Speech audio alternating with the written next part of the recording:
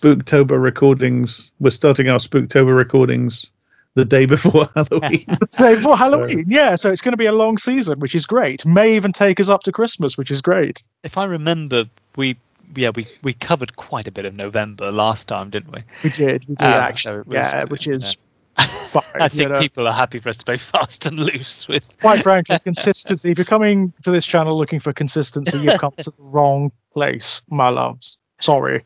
I'm hoping this will kickstart that my Spooktober vibe as well, because it's not really happened yet. For me this year. Usually it happens really, I get to October and I'm there, Yeah, but not so much this time. No, so. I think part of it for me this year has been the weather, it's been the climate, because it's just balmy here in the Midlands. I haven't graduated to wearing like jumpers outside yet. Let's put it that way.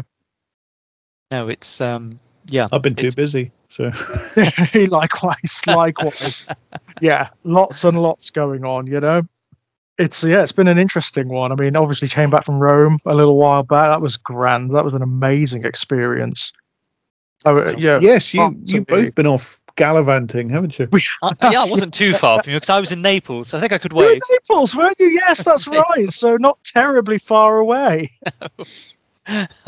Which is, I think Naples is like Rome with all the with the veneer of civilization just taken off. It's such a nuts city.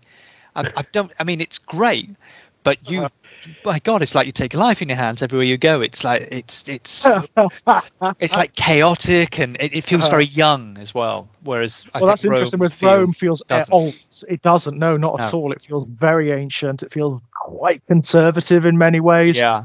I mean, I think in Naples, it's like, all the people who would probably repudiate sort of that sense of the sophistication of Rome, and they're just no, we're not into any of that. So it was really exhilarating, but it's not anything like Rome or Florence or. No, I'm not. I mean, I've been to Florence, and that was a long time ago, and I loved it. That was actually on the back of the original Hannibal film, because I was 21 and I saw the original Hannibal film, and I thought, I've got to go there. Got to go there, right? Vide Cormeum ringing in the ears. Yeah. But no, it was an amazing experience. I mean, it's sort of fired me up because I haven't really been traveling since before COVID. So it's lit that torch a little bit, which is wonderful. I wanted to go and do another city break. I want to go and explore somewhere. Yeah, ditto. We obviously a lot of that travel stopped very, very suddenly. In fact, I always remember being on a plane coming back from Japan when all this talk about what turned out to be COVID-19 was sort of happening. Going, what news have we missed here? And then what is going on, right? Yeah, exactly. That was quite surreal. But no, it's nice. I mean, I have kind of started to dip my toe into the horror stuff and it was my mistake watching like more recent horror films, mainstream ones as well. Alien Romulus, had a go at that. Brave. It's fine. It is what it is. That's it. It's nothing that you wouldn't expect from an Alien film. In fact, it endlessly reminds you that you are watching an Alien film with a big capital A, and that's its big downfall. There's the ghost of a decent film going on there. The spectre, the whisper of a sincere project, and then it buries it. And I mean, it buries itself beneath, and it's an avalanche of callbacks and references and recreations of shots from previous films, and it gets really irritating, actually, like gratingly irritating. Now, aren't we? Right. It's like I know I'm watching an Alien film. I know. I get strange. it. It's called Alien Romulus. I know. Covenant did the same thing. I remember pretty much the only thing I remember about Covenant, apart from Catherine Waterston being ridiculously gorgeous, is that it I thought the same about pastiches, Fassbender, so well, there you go, horses for courses. But the Covenant, the only thing I remember about Covenant is that it almost pastiches the first movie down to like musical cues and typeface and shots replicated and stuff like that. And I remember sitting in the theater and watching it and thinking, why? What are you doing? Why? Exactly. What's this? What's the point of this, right? That's kind so of where Romulus is doing that as well. It is. I mean, it's trying. You can actually feel, particularly in the first chapter, there is the specter of a decent film and a sincere project. You can kind of see what they're going for. The world building is great. The cinematography is wonderful. On a purely technical level, it's actually a decently made film. It's just... Is it Ridley Scott again? No, it's not. I can't remember the name of the director, but it's the guy who did the remake of The Evil Dead about a decade back. Which was okay, actually. It wasn't too terrible as remakes go. Pop culture is a xenomorph biting your face forever. That is it. Yeah, but it just kills itself. It murders itself. By the end, I was irritated. I was actually annoyed with all of the callbacks and the references and the recreations of shots from the previous films. It's like, I get it. I understand that I'm watching an Alien film. I don't need to be hammered over the head with it. But this is the bottom line, isn't it? I mean, this is the bottom line that we can't do anything. The fear of trying anything new. Well, look what happens when you do try something new.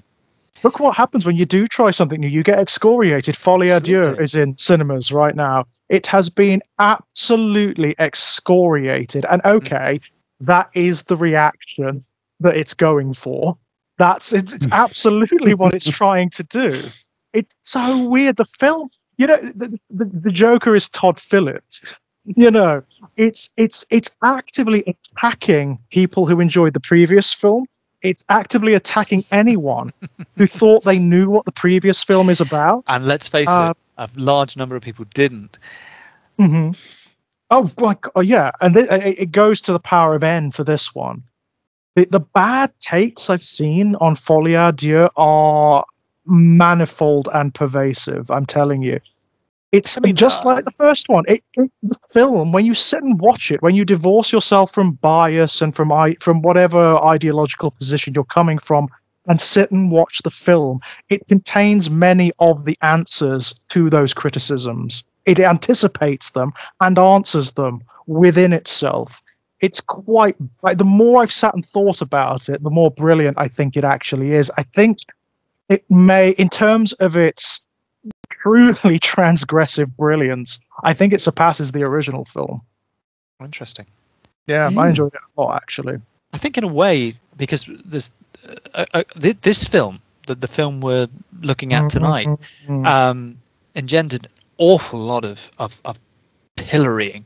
I mean, just such bad, unbelievable. I mean, not only bad reviews in the sense of bad takes, it got bad reviews, but bad takes.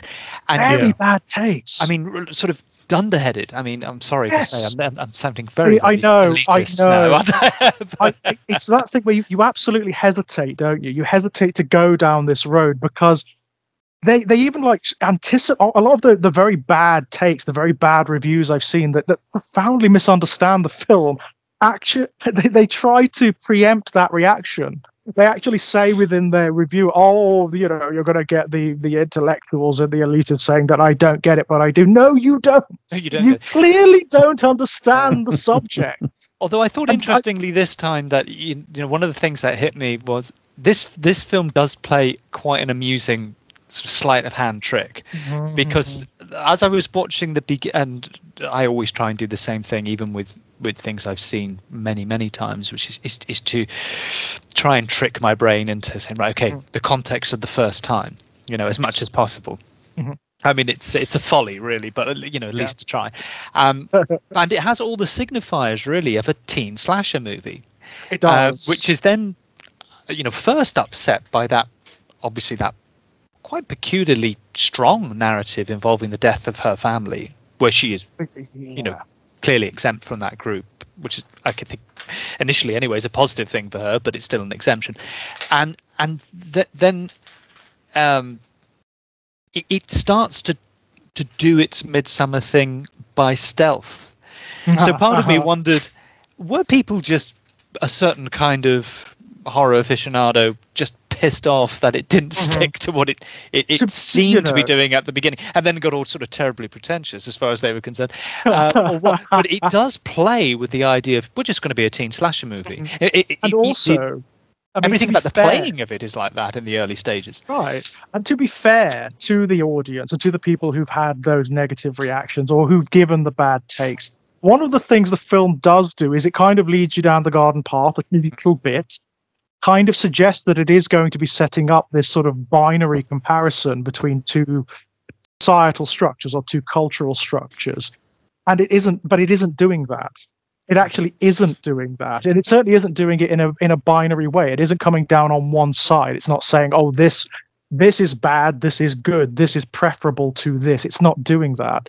It's examining both, and it's looking at any kind of societal or structural system that reduces human beings to symbols, or that reduces humanity to signifiers rather than individuals. It's really, I mean, it's absolutely fascinating. And not to be too snobby about it, but again, I don't think maybe audiences it was aimed at were ready for it.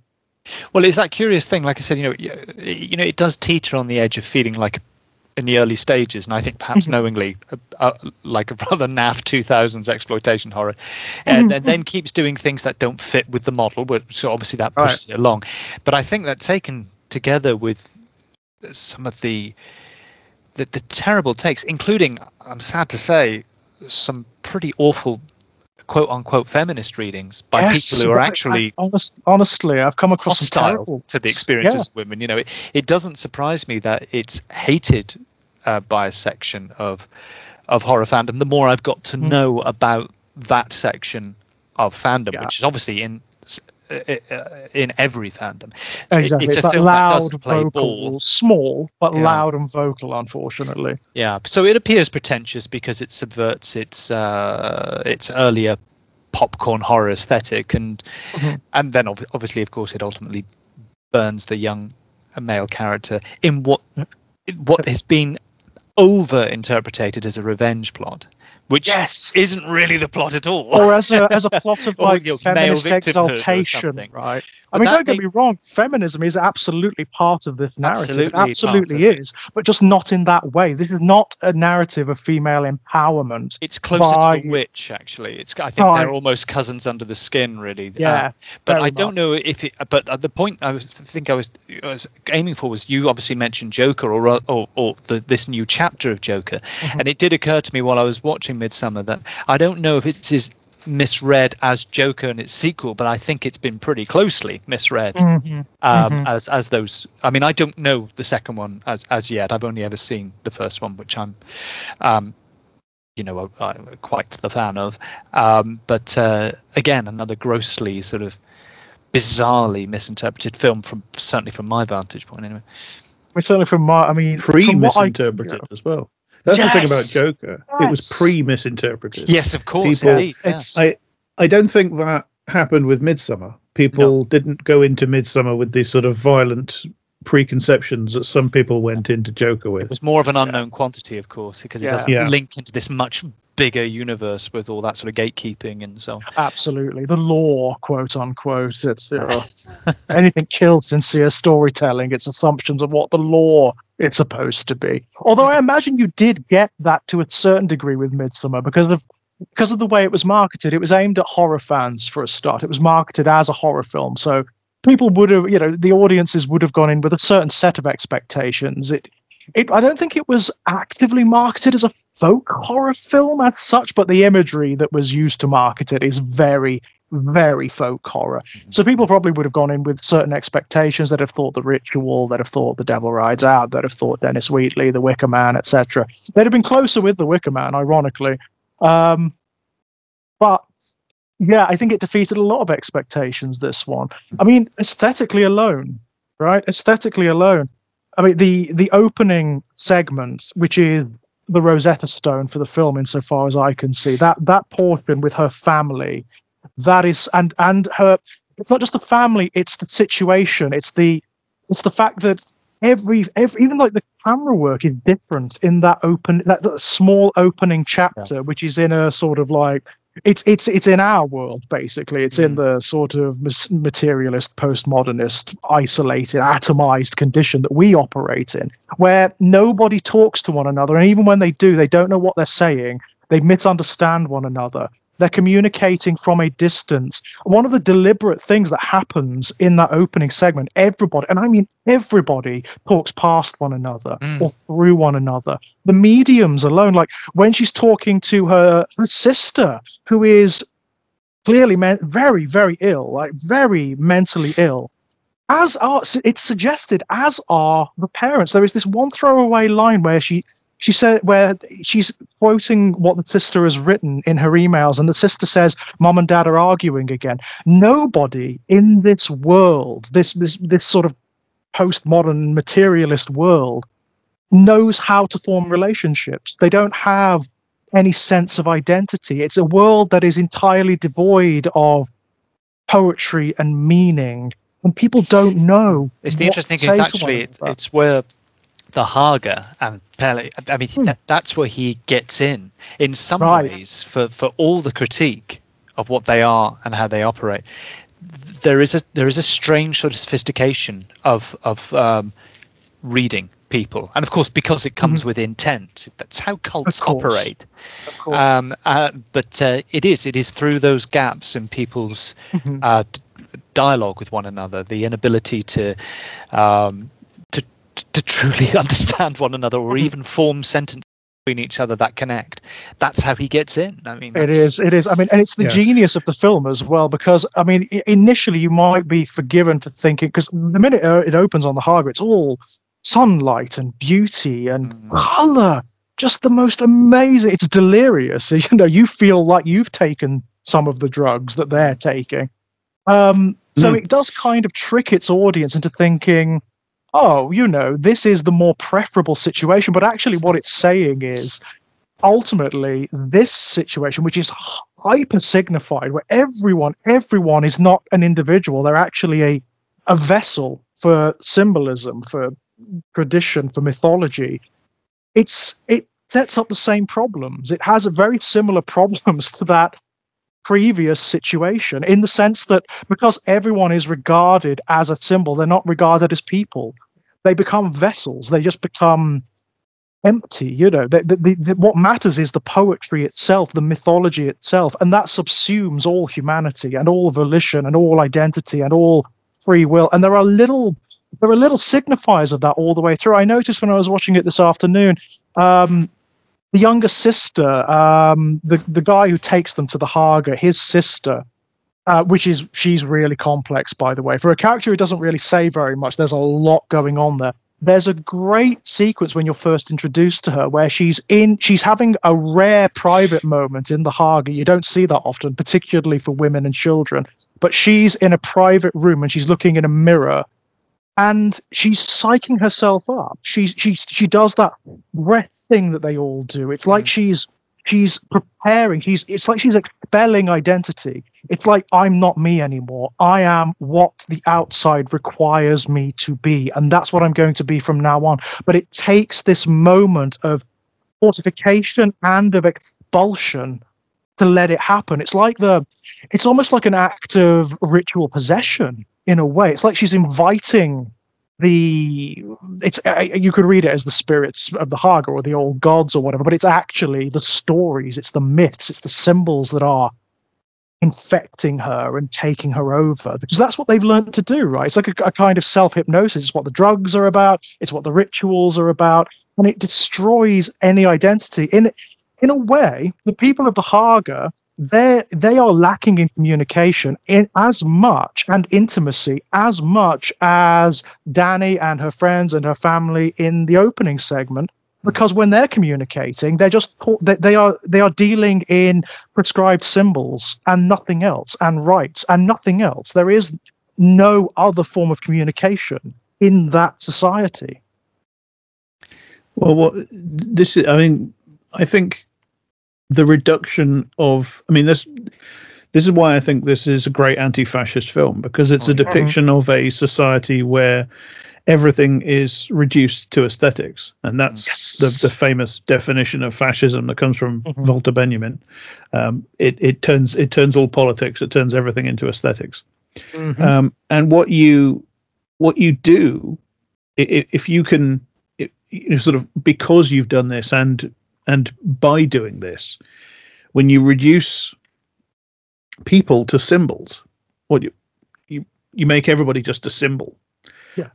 Symbols can be very easily manipulated. I mean, that's what language is. It's us manipulating symbols. That's what magic is. It's us manipulating symbols. And it's, I mean, the thing about the Haga is that they are intensely. It's a bit like the Nolan Joker, actually, to bring it back to the Joker. The Nolan Joker presents himself as being this force of anarchy, unplanned anarchy. He hates people that make plans, etc. He just does things. And as we've said before, that version of the character, he never does a single thing without planning it for effect 3 weeks in advance. That's the Haga as well. That you just mentioned the bit where the girl is psyching herself up on her own. She's making herself into what she has been told she needs to be in order to perform a role, in order to perform the social function. She's beginning the seduction, the manipulation of Christian. And I think if you look at the film, you can see that everything that happens is a machination, is planned. It's not an accident that Danny wins the dancing contest and is elected Queen of the May, is it? I mean, it's not. They didn't go into that with, well, maybe she'll win, maybe she won't. No, the whole thing is planned and choreographed in advance. Absolutely, and the film lets you know that. I mean, bizarrely, when you watch the film a couple of times, you realise that the film actively tells Danny, for one thing, that there are lines like, "I'm so glad you're coming. I'm so glad you're," and they obviously, when you know the film, they take on an entirely other resonance. They have this very, very wry. I mean, the film itself is very wry and very knowing, but it does it in a way that is, it's part of the metafiction rather than it just irony for irony's sake, or rather. Some of that metafiction is very, very interesting as well, and it relates to what Jack was just saying about the manipulation of symbols, the manipulation of signs, because even the film itself does it. It not only within the context of its narrative, but, for example, I mean, what an extraordinary thing to have cast Bjorn Andresen. For anyone who doesn't know, Bjorn Andresen was in Visconti's Death in Venice, and he went in the early 70s, and he was dubbed the most beautiful boy in the world. And he had an absolutely awful life because he was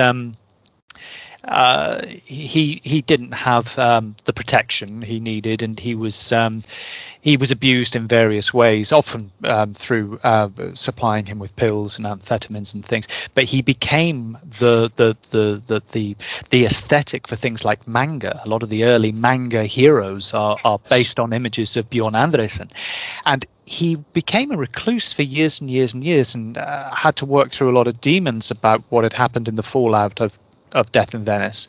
And he spent a number of years, by the way he puts it, in a kind of self-imposed solitary confinement. And he agreed to do this film, and this film smashes his face in. And it's incredible, because it's that, the manipulation of signs and symbols and the role of aesthetics and the metafictional component really just comes together in that moment where he becomes part of the Haga sacrifice, and he is the old man. He is the old man who falls wrong, who falls incorrectly, and of course needs help being killed off.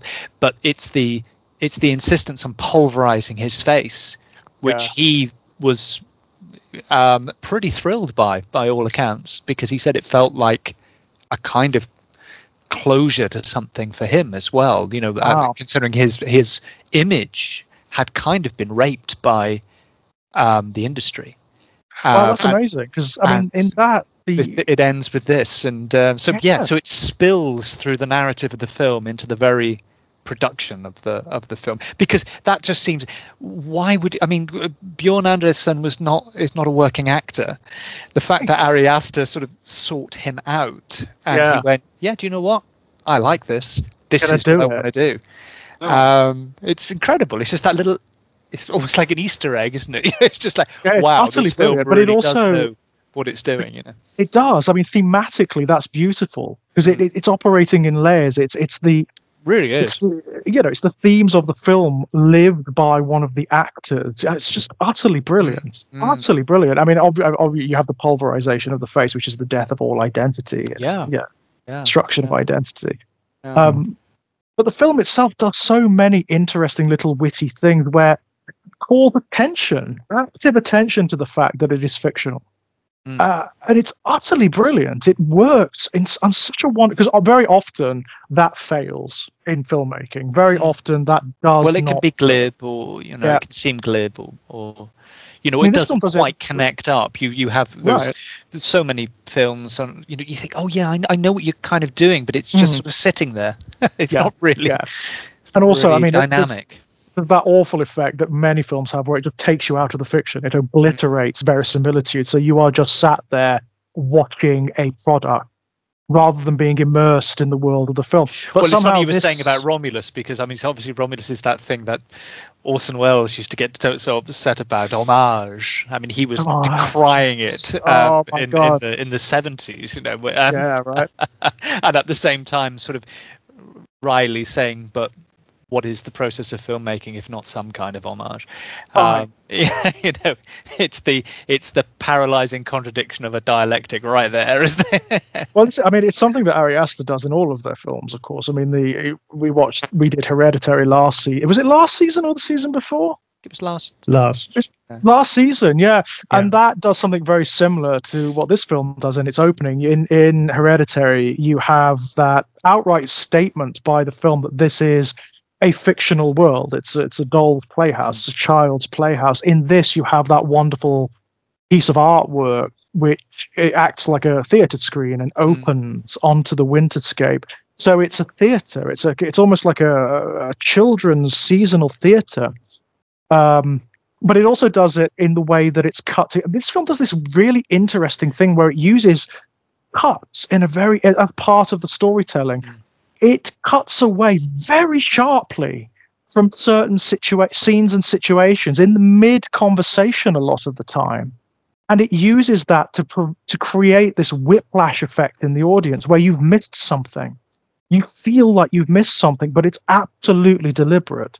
And it also does it to create this incredible sense of discomfort. So in the opening shots, you have those just still shots of the winter forest, which it symbolically in and of itself has, it's a lodestone, isn't it? Like for humanity in general, the dark winter wood has so much going on. It's a fairy tale setting, right? And before that plays out to its full, you get the intrusion of materialism and modernity with the ringing of the phone, which is hateful. It's anger-inducing. Yeah, I mean, I think the thing that strikes me is that the dark winter wood turns out to really not be the problem. The problem isn't the darkness. The problem is the light and the things that go on in it. The problem isn't the forest; it's the forest clearing. One of the things, because that's the area that humans have created and humans have set up systems and structures. The dark forest is fine. It's there, and it's it's scary and dark because it's dark and cold and so on. But it's not doing anything to you. It's just there. It's inert, right? It's when you walk into the forest clearing and you're met with smiling people that you really need to start fucking worrying. And that's one of the things that I love about this film, as somebody who hates the summer and hates the sun and hates the light and hates prettiness, hates everything pretty and beautiful and nice and smiley and happy. I love that this film just determinedly says, yes, sunlight and smiling, happy people and community and all that. Yeah, it's evil. I appreciate that enormously. Yeah. I mean, one of the insofar I hesitate to go down that road of saying the film has a message or whatever, but certainly one of the resonances, one of the things that this film explores is where corruption begins, where abuse begins, and it begins in community, and it begins at the smallest cell of community. It begins in the relationship between parents and children, and parents and their parents, and so on and so forth. That's where it begins. That's where you have not only abuse and atrocity, but the enshrinement of those things as correct, as mythologically accurate. In those forms of society that are based on hierarchy, anyway, yes, or and thus inherently also the elimination of the self. And the Haga are very, very definitely shown to be, despite there being plenty of takes where they will explain to you that the Haga is whether they say the movie says this is good or bad, they will tell you that the Haga is a picture of some sort of socialism or something like that. The film is very definitely showing you that it's not a classless society. There are definitely hierarchical layers in it, and it eliminates the selfhood of almost all its members. Most of the people that we see in the Haga community are just faceless. They and completely completely indistinguishable from each other. And frankly, we have because they literally are. They don't have anything about them that distinguishes them from each other, because there is no variety there. There is no distinction between people. There are just roles and crowds and rituals. Right. And of course, we have a paper trail here as well, because I mean, Gary Aster's given interviews, and apart from the fact that there are some very, very clear. There's very, very clear use of symbolism, and if you translate some of the things that you see that appear decorative or as information in the community, they don't pull back. But I mean, Aster said that in this period that seems to have been a choke point for situation regarding the sort of ascendance of authoritarianism, the attacks on liberal democracy, the ethno-nationalism, all these things. Sweden was experiencing it, and he became very strongly aware of it, and that was his starting point after, because he was given the brief, if you like, which is, I mean, initially it was going to just be a slasher film. I mean, initially that was the thing. And he said, then it was the idea of the cult. And he said, well, this is it now. I can use this as a space in which to talk about something that really is making me anxious. And that is something that Sweden has been experiencing in that period, slightly ahead of some other countries. And it's there very, very clearly. So again, we're right back almost to the start of the conversation, where you hear or you read certain criticism of this film, you're thinking you're actually going so strongly against the grain of what the film not only is very clearly juggling with in its narrative, but which its director has come out and flatly said it's about. There's no ambiguity here. right. Yeah, that is pretty incredible, isn't it? And when you understand that, when you actually take that on board, so much in the film starts to make sense. Things that seem to be incidental actually start to take on amazing significance. There's a throwaway line when they first get to the Haga, and when you have that weird dais thing, the circular dais that's in the middle of the field, and the members of the Haga sat around it, and the host saying, "Now our 9-day feast is about to begin," and she says something along the lines of, "We are to be thankful because we've had the warmest and brightest summer on record." Yes. So it's a reference to climate change, right? That's but right. These people.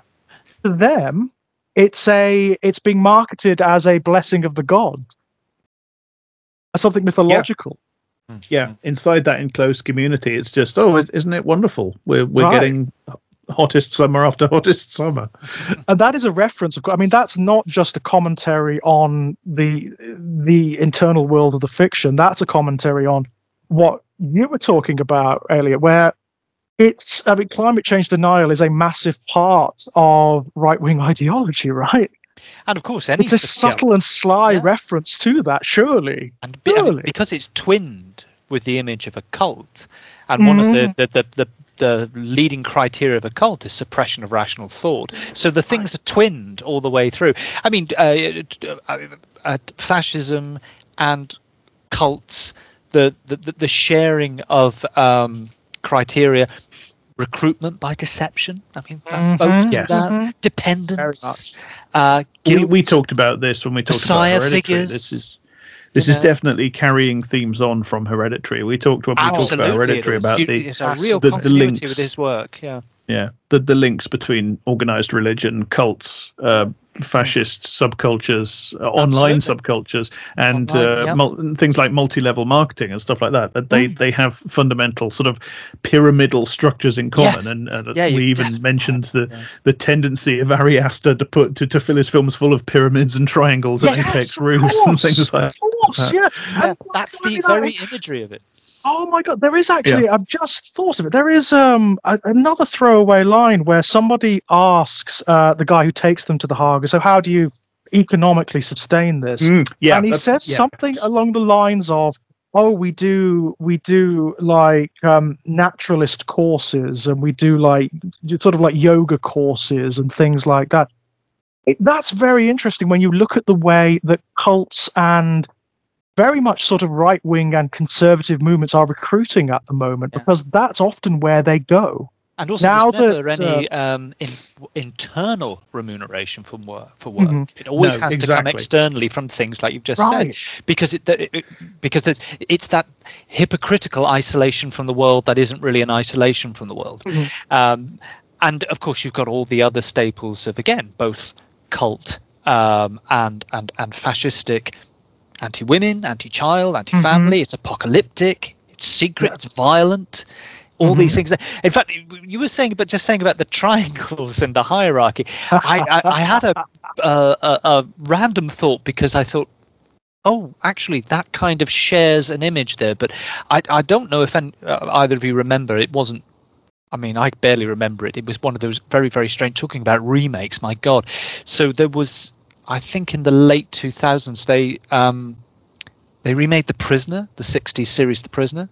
Oh, I vaguely recall with Ian McKellen and what's the fella?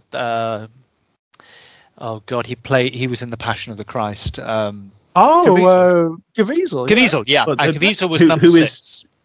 Who is now a fascist nutcase? I was going to say who is an absolute nutcase. Link upon link, yeah. And but they did.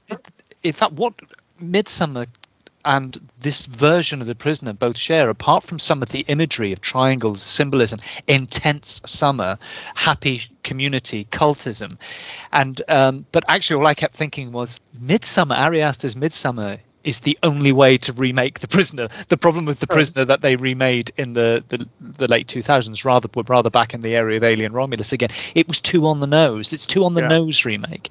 Whereas actually, what you've got, the trick is to is to just change context, because effectively what this is The Prisoner, but much more powerfully rendered than doing a kind of a straightforward analogous thing with the, which is obviously the downfall of the one from the 2000s, was you're sort of fudging it. You're trying to be like something where the anxieties and the obsessions of the late 60s are in some ways similar to what we have now, but in some ways incredibly different. Watching this, and because they have all the triangular the triangular roofs, almost like isosceles triangles, aren't they? And the kind of back to wood, back to authenticism. It's running all the way through that version of The Prisoner. It just crossed my mind randomly. I'd never thought of it before, but it was like, I know what this reminds me of. I mean, in a sense, Danny becomes number one, which is is what it is dangled in front of Patrick McGowan decades ago on the and of course famously in Fallout, the last episode of The Prisoner, number 6 rips the mask off number 1, and underneath the sort of rubber gorilla mask there's his own insane laughing face. Yeah, no, it's a good drugs and, shout. seemingly benign rituals or customs that there to tame your sense of freedom and all that. It's a micro society. The individual is beaten into submission. Right. I thought this is actually a better version of The Prisoner than a straight remake. It is. It's a really good connection. I mean, one of the things that The Prisoner is getting at is that there is nowhere near as much difference between the two systems that were dominating and endangering the world in their competition at the time, so-called capitalism and so-called communism, as the people running the public faces of those systems would like you to believe. There's a very key exchange in one of the episodes where number 2, played by Leo McKern, says something to number 6, like, when the two sides look across at each other and realize that they're looking in a mirror, something like that. And yeah, I mean, I want to go back to what you were saying, George, earlier about the economics of the Haga. They make their money from selling stuff, selling services, and selling homeopathic remedies, and selling. Here we are. Well, that means is that they make their money from the labor of the people of the Haga village, and the people don't get. I mean, the people don't get the profit from that labor. Right. It gets absorbed by the community. It gets absorbed into the reproduction of the system and of the society, and it's controlled by the ruling caste of elders. Now, there are plenty of people who will tell you that sort of thing, the worker doesn't get the fair pay from their work, and it's taken by unaccountable echelons of nomenclature. They will tell you that that's a feature just of communist societies. No, that is a feature of capitalism as well. We just organize it in a different way. That's all. So absolutely. I mean, taking it further, if they're making homeopathic remedies, who are they selling them to? They are selling them to the middle classes, aren't they? And sort of middle upper classes. They're doing exactly what fascists always do. They're appealing to that demographic, right? Whereby initially it starts as a sell, and then you can come aboard. Now you can sell the product that has helped you, and it's a lure. It's a lure, and exactly maybe maybe you there's the MLM structure right? again. Yeah, as with the Hyman cult. That's the Hyman cult. Yeah, yeah. But again, I mean, it's not. It's I think the attempts to say that this is somehow. Well, I've read some fascinating things. I've read reviews where the community is sort of defended that we think he's this is an attack on Western alienation. Western. I've read an awful lot that say that this is like that sort of utopian alternative. And I've read an awful lot, and I've read it from both sides as well. I've read some people on the right excoriating the film for that misapprehension. Yes. And I've read people on the left celebrating it for that misapprehension. Yeah. And it's you're both wrong. I found a wonderful thing. Sorry, go on. I found a wonderful sort of wingnut review on YouTube by this conspiracy theory group that have a channel on YouTube called Truthstream Media, and apparently the people running it used to be associates of Alex Jones. They used to work at InfoWars, and then they broke off and set up their own version of Same, and they've done loads of videos about stuff. Yeah, I don't know exactly what the axis of the disagreement was, but they left and set up on their own. And their review of this is it's so revealing, because they interpret the film as being essentially sort of anti-Christian, anti-Western, anti-democratic, pro-pagan, demonological, socialist propaganda.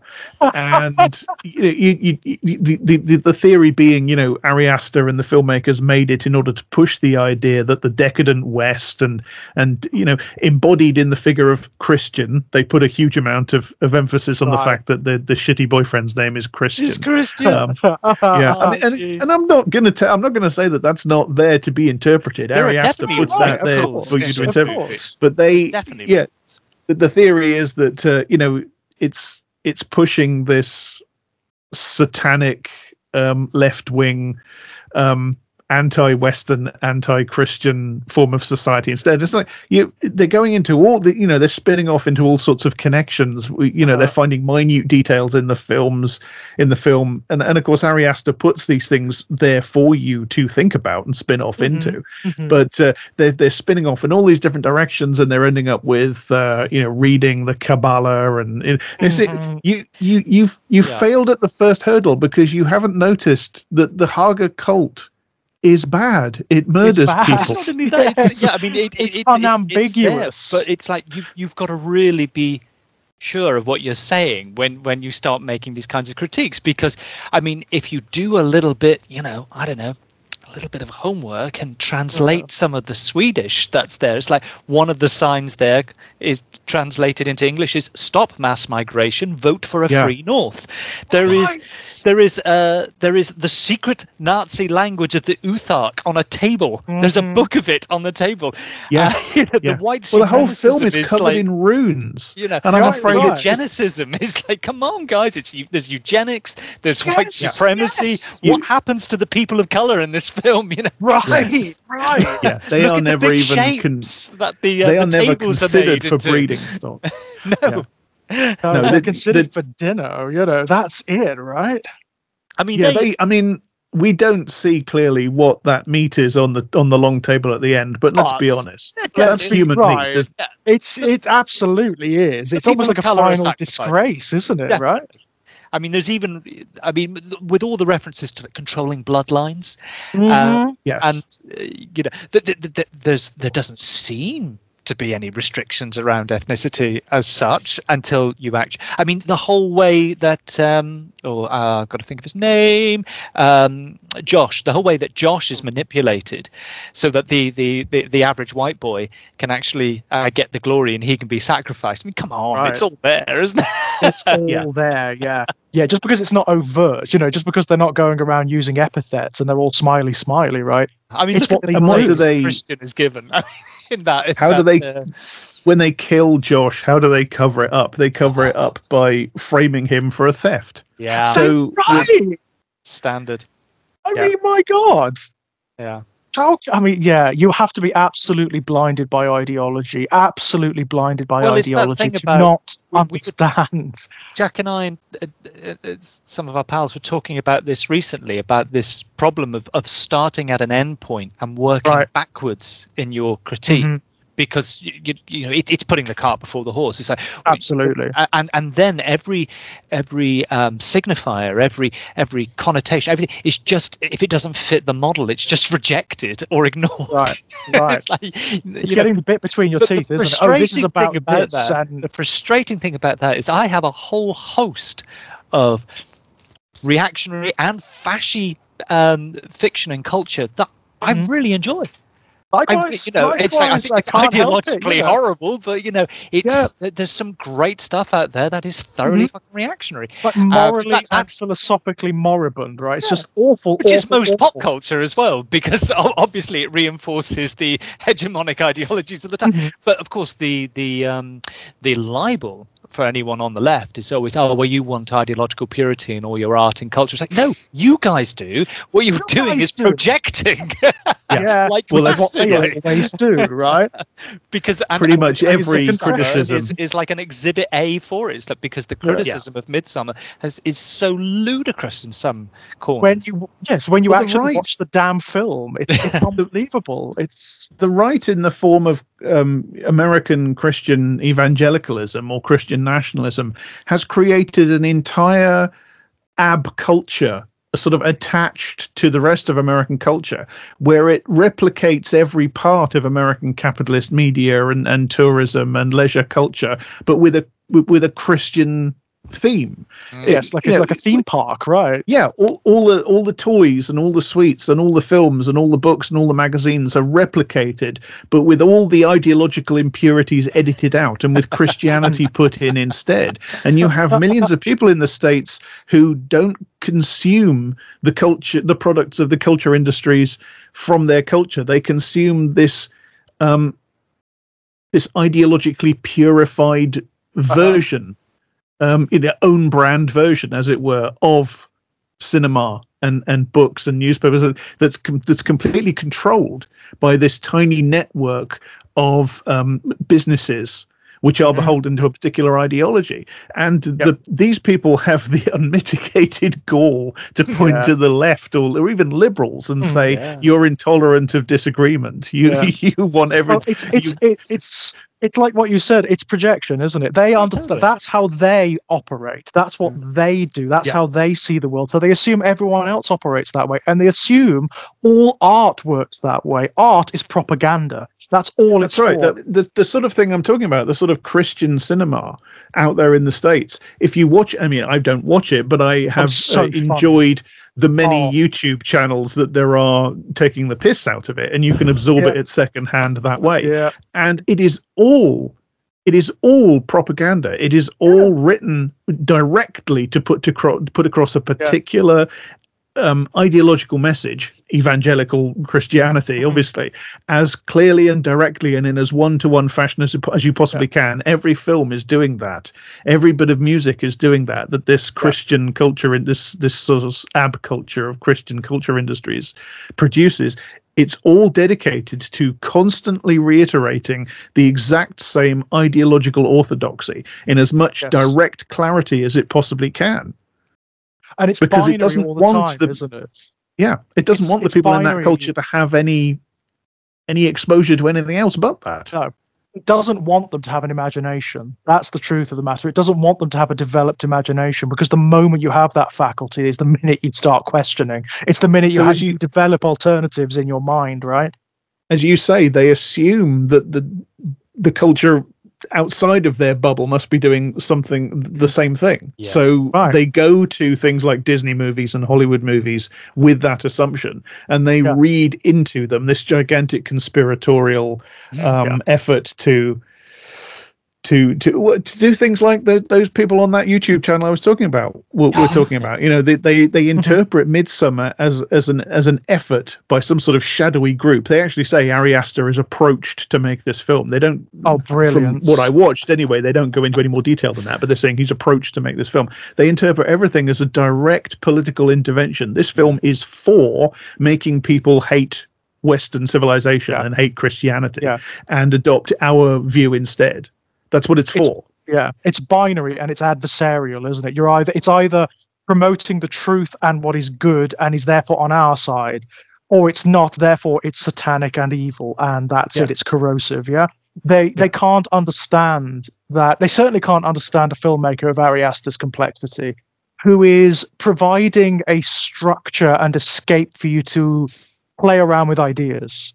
Because he pulls some actually quite funny it's a very funny which film. Feels like it is. So you have that situation where, you know, if you have a mind to, you can read certain things like, well, for example, Mark, Will Poulter's character, when he pisses on the tree. Now, from a certain perspective, it's like, you see, well, you know, Western secular Americans got no regard for anything, got no regard for different cultures, no regard for their ideas of the sacred. But of course, that's sitting on the top of a scenario in which this community needs a constant influx of young people for new blood, because their laws are so damn strict they have to kill them if they do something like piss on a tree. Exactly. So he's very good at setting up these kind of double layer sort of satire, but the uppermost layer of it is quite superficial. And which makes me wonder if he realizes the kind of audience that are going to only pick on the superficial level, if you like. But it's like, hang on, guys, no, you haven't really got it, because, like, think about what they're doing and think about what happens because he did piss on the tree, regardless of whatever attitudes or whatever that freight along with him, being a product of liberal democratic secular American society in 2015. He got killed for it. I mean, it's so clever, actually, because it captures the audience in their own reactionism, doesn't it? Because you do have that reaction. When you see the image, you're sort of like, oh, you know, ignorant thug, what's he doing? You know, how dare he do that to that culture? Just blunder in like an idiot and do something terrible like that, what desecration, what vandalism, you do have that reaction. You do have that gut reaction. Well, you But think, oh then God, you look at it, yeah. But we you look already at it know. contextually. We You look already at it know. contextually, yeah. Yeah, and also the tree that he's pissed on, the area that he's pissed on, the ashes there are the ashes of people from that community who've been burnt after they've been murdered. Yes. Because that's what it does. It gets to the, it counts in nines, and you get to a certain multiple of 9. The community says you have to die now. So it pressures you into committing suicide and or murders you with a dirty great hammer. So what we're talking about is, this, and it's one of the moments that shows you how everything that happens there has been pre-planned and pre-scripted. Exactly. Because it's one of the things that the Haga haven't anticipated, that Mark is going to do that. They couldn't possibly know that was going to happen. And the reaction of absolute hysterical horror shows you that the slightest thing... Veneer. Yeah. You see the hysteria underneath. It also cuts right through their bullshit naturalism as well, doesn't it? Because, like, you have to ask the question, at what point does their... Why is this disrespectful? Right. Why is this not just another act? He's doing one of the most base natural things imaginable. Right? Yeah. So there is a prudishness there, isn't there? There is a judgmentalism there. And also, as I say, what he's pissing on is the ashes of people, hundreds and hundreds of people, presumably, because one of the things that I want to talk about is the fact that we're just watching one iteration of something that has happened over and over and over again. That's where you get the real horror, isn't it? The idea, the realization that, my God, this is we're just seeing one slice. He's pissing on the ashes of hundreds of people that this community has collectively murdered. And as I say, what we're watching is one version of the mural at the start. You can look upon it. You can read that mural in all sorts of ways. It can be you're getting a flash forward to a mural that is completed after the events you're about to see, or you can look upon that as a mural depicting one iteration of these events. And it's happened over and over and over again, because it's clear from the film that this is just what they do. They send their young people out into the world as lures, as honey traps, to bring young people back in order to widen the gene pool with their explicitly eugenic worldview that they have, and recruit new members. It's clear that the mural at the start, it could just be a depiction of how this thing goes every 9 years or whatever it is. They do this. It does beg the question as well, doesn't it? At what point in that history was that decision made? Because that wouldn't have been happening for multiple generations before that. Until losing too many people. Right. So that must have changed. Kept going up. That must have changed at some point. So, the apparent sanctity of this situation, there would have been gradual and molecular changes down the decades, down the centuries. So, and to the point whereby we've got the postmodern version, which is the more smiley, slightly casual version, but they still do, they still sacrifice you and murder you. It makes you wonder what it would have been like maybe a century ago, or a century before that, or a century before that. Yeah.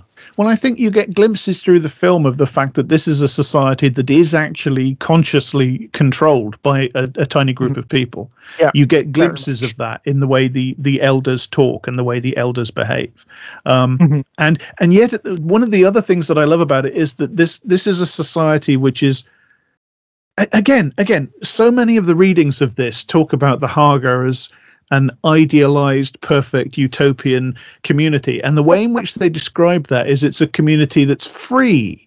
It's not every moment of your life is governed by rules. There are rules everywhere in this society. Everywhere and for everything, right? Again, it's an anti-fascist movie, and this is a picture of a fascist society. There are rules everywhere, but there are no laws. There are no laws that bind everybody and that everybody is subject to, and everybody has some an awareness of, and everybody has an ability to influence. That's what a law is if it's working properly. There's none of that. The laws, the things that they pretend are laws, are just made up on the fly, or they're completely opportunistic or utilitarian or whatever. They serve the interests of the ruling elders and the game that they're playing, the manipulative game that they're playing. The rules, however, bind everybody all the time. From how you eat, how you sleep, how you work, how you get up, how you go to bed. Everything is rules. Your facial expression, right? Whenever you see a member of the Haga in shot in this film, even their facial expression is choreographed. It's utterly brilliant. They all wear that, that beaming smile, that contrived smile, which of course Danny wears at the end of the film. Yes. Yeah, and which again is misinterpreted as it's totally misinterpreted. God, that's the point, isn't it? That's the one that everybody misinterprets. Yeah, I mean, that's for me. That's the real where it resonated with The Witch for me. I thought, well, we're basically almost in the same area, actually. But it's the tools as well are interesting, because obviously you have the way that behavior is manipulated, as you've just both been saying about like the smiles, the ritual, the emotional sharing. But what I find interesting about the film is the use of specific tools where it's not highlighted directly, but you know what's being used. Obviously, alcohol and drugs, the use of work, but the use of emotion, creating emotional distresses, and of course, that's what people like Warren Jeffs did in the Jesus Christ of Latter-day Saints. And that they were using exactly the same tools, and actually, what it does make you realise at the end of the film is that the purpose of it, of course, is to weaken both spirit and body, mind and body. And at the end of the film, we get the dichotomy. We get the death of a body, Christian's body, and the death of a mind, her mind. Yes. That's the end. It's not a fucking revenge fantasy for she's been hollowed out at that point. They've done what they do to everyone. Her identity has been like all cults do, and all movements, certainly. And it's horrible. Like and also, she has, the actress Florence Pugh has also said in the years since, that is what I'm doing in that final shot. And it's vacuous, right? But the fact that they've got to keep. They've got to keep whether it's Asta or whether it's Florence Pugh, they've got to keep reiterating these points because, as we said, of those ridiculous misreadings. It's almost kind of sad that they've got to do it. It's like... because it is fairly obvious as well. The film isn't making much of a mystery of this. It's fairly obvious when you look at it in context. She's been hollowed out. Her identity is gone at that point, and she has been. This film is built. not obscure or cryptic. It's telling you what it's doing. It's really not. It uses symbolism, as we've said. It uses signs. I mean, we've got things like the black sun rune on their clothing. I think that's a fascistic symbol, guys. Just going to put it out there. But I think it might be. But no, it's very there on the surface. It's very in the context of what it's played and how it's played. What is happening, and that ending is tragic.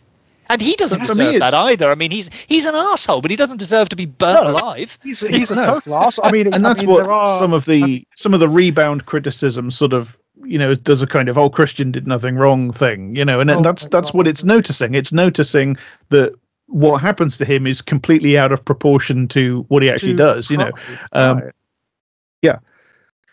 On the runes thing, I think undoubtedly.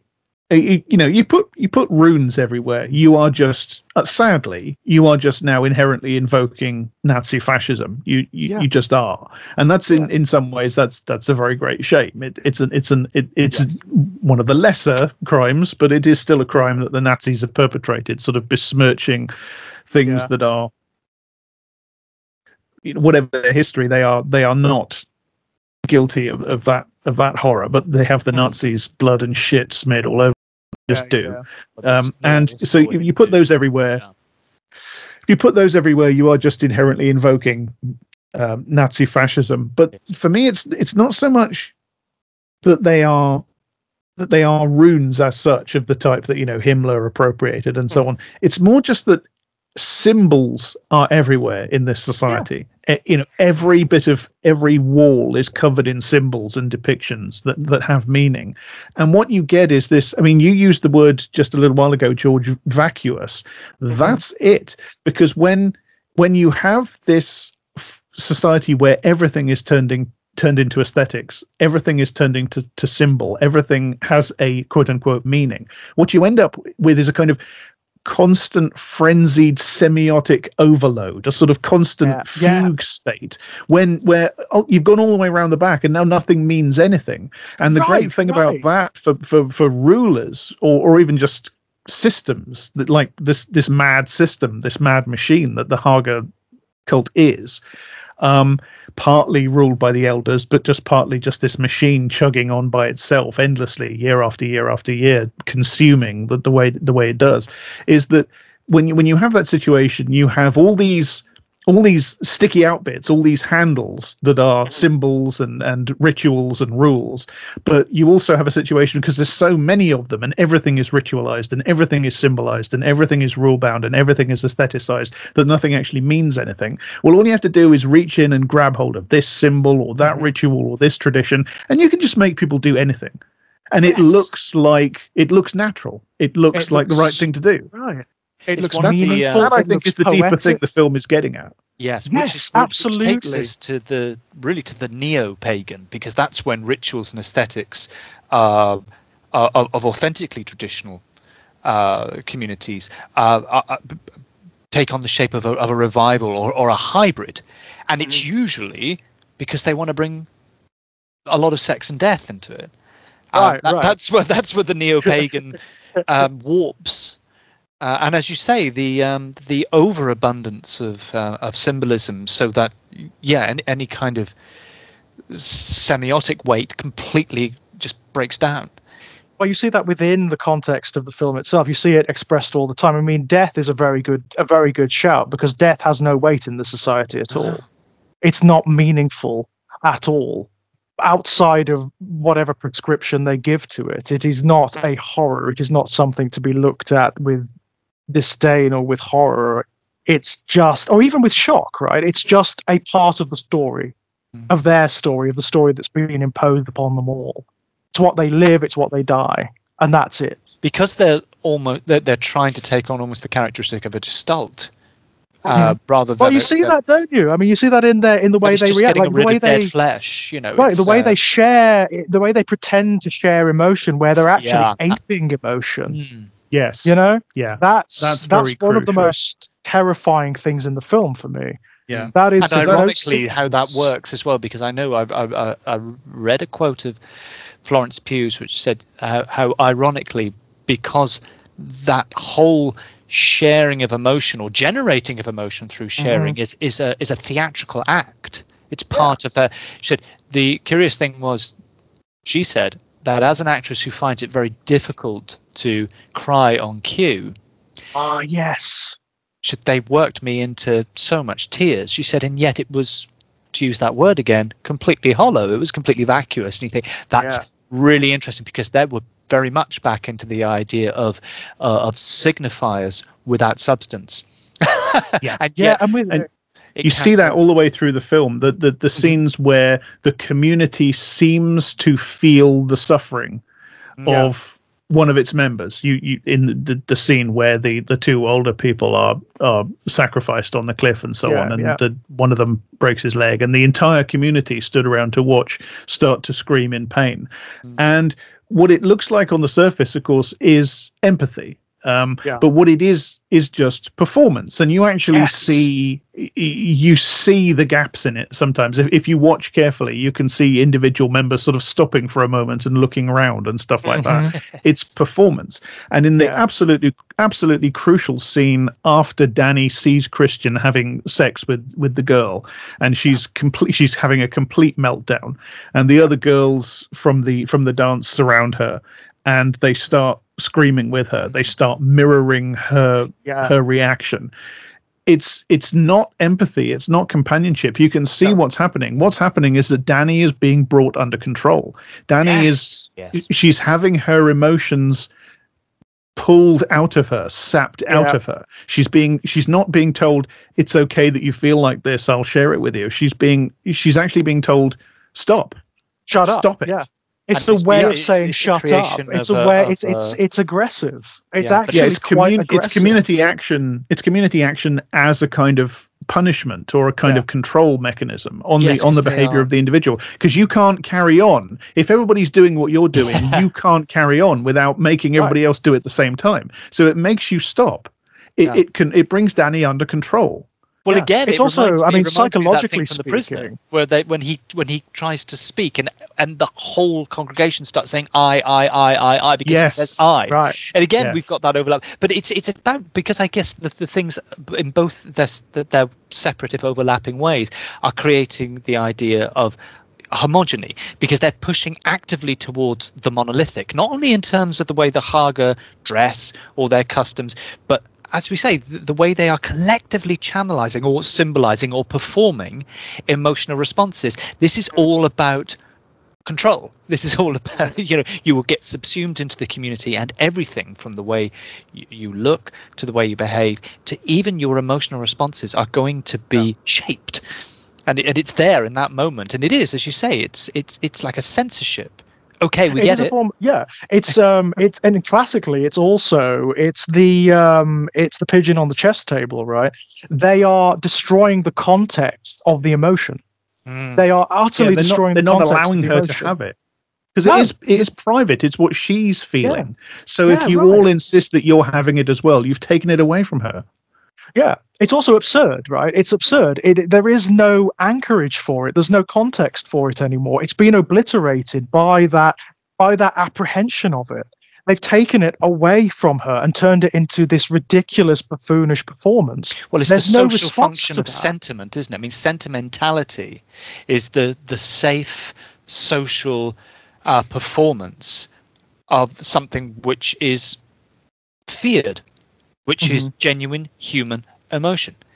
And we're all guilty of that to a greater or lesser degree, because we've been brought up in societies whereby there is a code of behavior.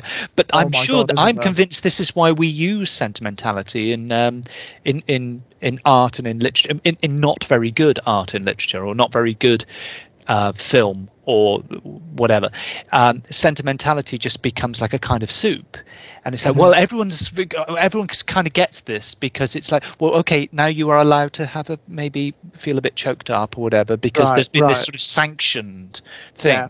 And I would call, and that for me is the difference between sentiment and emotion. Sentiment is prescribed. Ultimately. Yes, it's prescribed. Yeah, and my God, it's pervasive as well. I mean, think even more so maybe in the last. As a tool for our popular culture, whereby it's like, okay, right, we'll use. I mean, sentiment but sentiment is now a great way to sort of actually smother any other kind of emotional context for things in films, things in drama. Well, certainly in the politics, things in culture. I mean, it's what's being used. I mean, political figures and movements and demagogues use sentiment all the time. They use false history. We'll get it appeal next to these with, myths. Absolutely. Well, if you're paraphernalia around that, and the grotesque paraphernalia around that, where if you haven't got a poppy the size of your head. Oh my God! You're absolutely. Yeah. So we're staring down the barrel of that. The people who would come and wag their finger at you wouldn't know who Wilfred Owen was. They wouldn't know who Siegfried Sassoon was. If you quoted Dulce et Decorum Est at them, they'd look at you gone out, There are also people who, if you did some sort of critique of the horrors of the First World War that went beyond Lest We Forget and Our Boys and There Is Some Corner of a Foreign Field That Is Forever England, if you actually went into some sort of real critique of the absolute grinding, bloody, blood and guts, pointless, insane horror of that war, they would accuse you of virtue signaling and left-wing Puritanism and I mean, blah, the blah, classic blah, blah. example is the Bleasdale's The Monocle Mutineer, which was on television way back, but the sustained attack that's only in my mind now, not only because of what we're saying, but I have actually rewatched it for the first time in about 25 years, and the sustained attack from the then Conservative government. Because it dared to show the First World War in Passchendaele and the Somme as oh my God, yes. But not only that, it dared to show attack those sacred cows. How dare you? Yeah, it dared to show the British training by their own side, by their own as being and so brutalizing, and they're murdering their own, tying their own to poles for doing things like eating the wrong rations while they're in no man's land. Falling asleep in no man's land could get you executed. Things like that. And even worse, showing resistance or revolutionary rebellion on the part of British soldiers. That's one of the sins of that show. But that show was literally it was not allowed to be repeated on terrestrial, there was problems getting it out onto, well, it would have been video then. I mean, it had a DVD release. Obviously, that's how I've been able to see it. But it's like the response to madness is even greater madness. It's like, absolutely, wow. But they don't want that. They want the endless recitation of very simple, very contextless, direct emotions, because if you're doing anything else, you're risking getting people to think about things, to explore might need to grind the complexities again one day. And you can't have too many questions. to bring it back, the Haga community, it is absolutely soaked in empty sentiment. Every other word that anybody says is all about the beauty of this community, or the beauty of the natural world, or so on. And it's all empty. It's all completely empty, because it's vacuous. There's no actual feeling there. There's this huge, great big fixed rictus grin plastered all over the whole thing, and people are doing these endless rituals, but there's no real emotion there. No, the film is so wry about it as well. I mean, when they first arrive at the Hague, you get that introductory sequence where they're in the field and they've taken one of the hallucinogenics, and the guy who brought them says something along the lines of, "Oh, can you feel the energy in the earth rising up?" And then very shortly after, you get a conversation about ticks and Lyme disease, and the film is basically saying, "No, this is nature. This is nature, right? Yeah, nature isn't harmony. Nature is and he says that, doesn't he? He actually says that, oh, well, everything works in mechanical harmony. No, it fucking doesn't. It doesn't. Yeah. It's insane. Things in nature die horribly all the time. They live states of utter privation, and they're infested with parasites and disease, and they're suffering hereditary problems all the time. And then they That's how things move. That's how things change. It's not progress, because evolution isn't progressing. It doesn't go anywhere. But it is changing. It is developing. When you carve out that forest clearing and you set up these structures in which people live, and nothing ever changes, and everything is bound by rules, and you just get this machinery that just chugs along, and every 9 years it recruits some more blood, and so on and so forth. That's when everything stops. The Haga are absolutely pickled in amber, aren't they? There's just clocks of nothing is happening there. There's no ideas there. There's no thoughts. There's no books. There's no discussion. There's no conversation. There's no philosophy. There's nothing of any interest in the Haga community. It's beautiful and it's happy and it's full of flaxen haired maidens with braided hair, and everybody's smiling and everybody's chatting already. But there's nothing's happening. Nothing's being done. Nothing's being achieved. No progress is being made towards anything. It's empty. I mean, it's completely mindless. And of course, it also has that other characteristic of it. It has to turn away from its own contradiction. I mean, for example, we've talked about the obvious signs of white supremacy, but there's also the eugenic thing, where we have the seers are pure, but their inbreeding symbolizes the absence of. That is the most wonderful metaphor in the film. They deliberately create these individuals through inbreeding. They deliberately create them through inbreeding, through catastrophic genetic engineering. And then the elders deduce the rules and the laws of the community from looking at the abstract scrawls and smears of paint that this guy puts on a page. Yeah, I mean, that is that is savage. That is a savage satirical attack on, civilization, basically, on human civilization. Yes, on any kind of societal structure or culture, right? It's essentially Ariaster saying, it's arbitrary. Yeah, it's arbitrary. Yeah. And it's cultivated arbitrariness as well. It's artificially constructed and artificially preserved arbitrariness. Yeah. The elders deliberately reproduce a situation where they have somebody who is sat at the apex of the society, who knows nothing, understands nothing, who just sits there scrawling in a book, scrawling meaningless scribbles and smears in a book.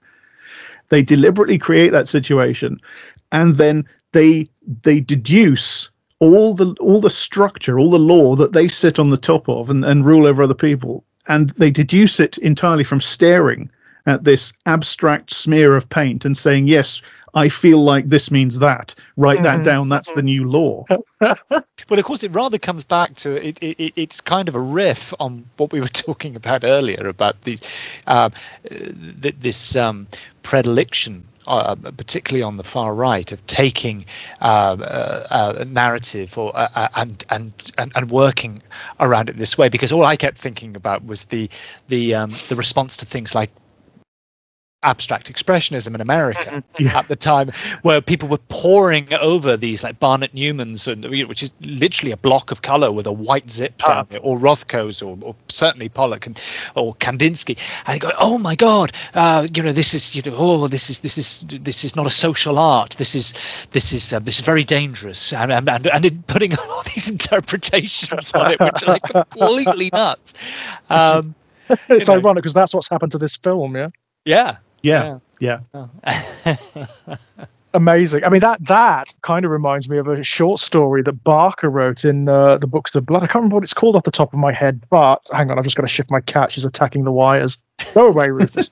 Sorry, guys. But in that story, there's a woman on holiday somewhere. I think she's in Greece somewhere, and she blunders into some private estate and ends up apprehended by military personnel and brought to a house where there are lots of interesting and very clever people who are just playing silly games with dice and with racing snails and things like that. And it turns out that these are the hidden leaders of the world. They are the ones who make all of, they're like the conspiracy theorists' wet dream, effectively. They make all the decisions, all the significant decisions in the world, but they do it by playing dice and by racing snails. Was it in Douglas Adams, wasn't it, that the president of the universe just talked to his cat and didn't realise he was the president of the universe? They used to send a deposition to go and greet him, and what conversations have been having with the cat. It's a story that crops up in one form or another again and again and again, isn't it? Because it expresses a real fundamental human fear, which is certainly for those of us who are in the midst or in the teeth of those systems, we suspect that they are arbitrary and that there is no one at the rudder and that there is no control. That's what, I mean, that fear is what conspiracy theory sprouts from ultimately, isn't it? Because what conspiracy theory fulfills is however horrible a conspiracy theory is, at least there's some control, at least there's some design happening. Yeah. And that is somehow we on the Marxist left, we like to talk about the ruling class, but certainly in my variety of Marxism, I don't think they actually rule shit. They rule to the extent that that they are the ones that appropriate the surplus. They don't rule in the sense of actually. It's capital itself that rules. It's its own internal imperative towards its constant expansion. That's what rules. And those people that own the big private property, they're just scrabbling around after it, like us, really, in a way. Right. Moloch. But no, I love the figure in Midsommar of the guy that I can't remember the character's name, but the guy who's been produced through the inbreeding. He's actually the only person in that village who's living the life of an individual. Yes, he's doing his, he does what he wants to do. He is creative. He is expressive. He wants to paint pictures, so he paints pictures. The trouble is that he can only have that at the expense of having been inbred to the point where he is incapable of understanding what's happening. He's like the Habsburg king. This is what I'm talking about. The ruling class don't rule. When you look at I can't remember I can't remember which of the Habsburg kings it was, but you get to the point where they are so inbred by this system that keeps on marrying rulers to their cousins and uncles and things like this. You get to the point where the ruler of the society is this guy who is desperately ill, desperately disabled, water on the brain. He can't eat without drooling and stuff like that. He's severely, mentally disabled and stuff like this. And it's like that, isn't it? It's the system producing this idiocy in its own rulers, and he has freedom, but at that extent. And the expression of his freedom is completely, because the thing that makes abstract expressionism valuable is not that it secretly means this or that it secretly means that. It's this product of an individual artist's unalienated labor for us to appreciate in the way. And that's not happening with this guy's paintings. This guy's paintings are absolutely the completely private property, the completely private secret purview of this caste of ruling elders who get to, again, the critical misinterpretation, the same way we've been talking about all the bad takes about this movie. They're doing to his paintings what people do to art. They are taking it and they're saying, how can I decode this like a crossword puzzle?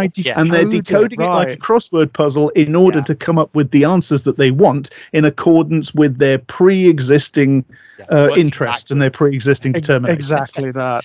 That. If I'm right in saying, I think because it's kind of apropos, I say the Habsburg you're talking about was he the one who was known as the Bewitched? I think his nickname that's Carlos, isn't it? Carlos, that's right. Carlos, yeah, the Bewitched, yeah, that's brilliant. Carlos the Bewitched, I love it. Charles the Fifth, Charles the Sixth, something like that. I don't know the which number he falls in, but yeah, yes, but Carlos the Bewitched, but yeah, absolutely, that really is that, and that that attempt to read everything is as though it's a cipher. It's like the Zodiac Killer ciphers, right? It's a real mistake, and it's something that happened. I mean, it makes me sound like such an old man, but it is something that's escalated with internet criticism, isn't it? Oh yeah.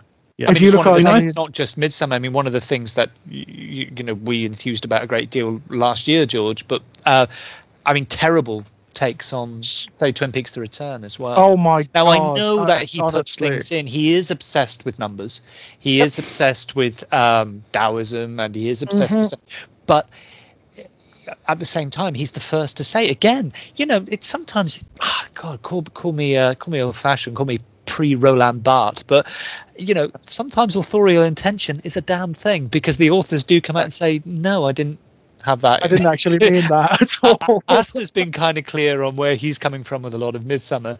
David Lynch was very clear on where he was coming with a lot of the Twin, and yet still here we are with people doing these extraordinary decodings of the episodes of Twin Peaks: The Return. It's like, no, you're missing the wood for the trees as well. The story very much we actually get is so much bigger than that. The one we can actually we can quite clearly see. I mean, not passively. Well, I mean, it demands you do a bit of work, but but it's there, right? It's there.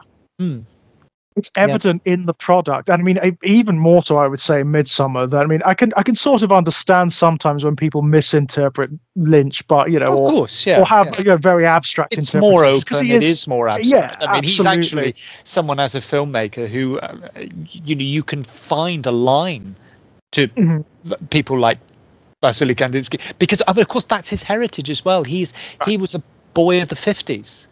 So he would have been there soaking all that up as well. That idea of opening abstract spaces and that highly individualized interpretations of things. I mean, Lynch he's a late modernist, really. But this is different. Yeah, but this is very different. I mean, a very good example is it's difficult to broach even because of the language you have to use, but the infamous rape scene, right? And when I use that term, I mean that everyone involved is being violated, including the onlookers. Yeah, everyone involved. That scene is so fraught with so much politics and so many different potential interpretations. I mean, because of all the factors that are feeding into it, right? So first of all, you have Christian. I mean, and I've read people who have terrible takes on this. I've read some people who proclaim to be feminists who claim that it's exultant because it's kind of like a revenge upon toxic masculinity. And oh my God, it's such a terrible interpretation of that sequence. No one comes out of this unscathed. No, sorry. nobody. Right? Nobody. I mean, what I find most horrific is that like the young girl who is going into this, she's clearly been conditioned to believe this is going to be horrible, beautiful, and amazing moment. He's clearly been conditioned to believe that. But in the midst of it, when you watch the actress, when you listen to her, that is a horrible, horrible thing. It's a vile, repulsive moment for her. And again, you get that suppression of emotional reaction from the community because they echo the sounds that she's making. Yes. Oh my God, there's so much going on there and so many bad takes. Yeah. I think on a very prosaic level, though, because you just mentioned Christian, and it's a very small feature of the film, and I can only speak anecdotally, but one that it does amuse me, which is how Christian follows that pattern, and it is a very real thing. I mean, I've read about it being a sort of real situation, particularly among sort of modern young men, which is the fear of leaving particularly in heteronormative relationships or heterosexual relationships, the fear of leaving their partners. So where you have the rise of things like ghosting culture. I mean, the way he kind of uses Danny's grief as a crutch, and the because actually it's interesting because of again bad readings of this film, because Danny's fears, it strikes me, they're constructed by patriarchy. Of course she is. We're all part of the web of it. But she's not hysterical. She's not a nag. She has legitimate anxieties and concerns within and about that relationship with Christian. She's weighed down by shitloads of stuff that gets projected onto women. But I was quite taken with the whole of the early conversations, that the Christian's inability to bring the relationship to an end. And in a way, it's nothing new, although it's been talked about a lot lately. As I say, the rise of ghosting culture was the thing that started it. But of course, I was somewhat amused because as Jack knows, I've recently reread D.H. Lawrence's Sons and Lovers, which is again this thing about the young men in Sons and Lovers, their inability to leave the women in their lives. Yeah. And they all say the same thing as well, quote, "It's too late to leave her now." Now that's both Paul, who is the ostensibly the main character in Sons and Lovers, but also his older brother William, about his partner Lily. They all use the same terms. It's too late to leave her now. It's too late to. I mean, there's so much bound up in that as well, isn't there? Because it's materialist, it's making her into an object. Because of course it's paternalistic. Things that can offer the fear of rupturing the relationship and the fallout from it, and it's all here in this film, But again, I think the problem is that it's opened up these really naff misreadings of how Danny operates as a character. She is not the things that are often heaped on her as being. No, and in fact, I mean, it's also very wrinkled, that entire dynamic, because Christian and everyone involved is also kind of a victim too. This relationship, quote unquote, doesn't exist. Not in any real or meaningful sense. And the film takes pains to communicate that to you. How do they first interact? He's not there with her. No. She does sort of desperately seek him out as a kind of emotional crutch over the phone. But you can tell from her facial expressions that she knows what he is. Yeah. You can tell. She knows what he is and what he's thinking. She knows that he doesn't want to have this conversation. She knows that he wants her to shut up and stop talking. She knows that. You can tell from her face. And then even it's one of the great moments of performance, I think, is where Danny is talking to him on the phone and she says something like, no, I know, I just needed to be reminded.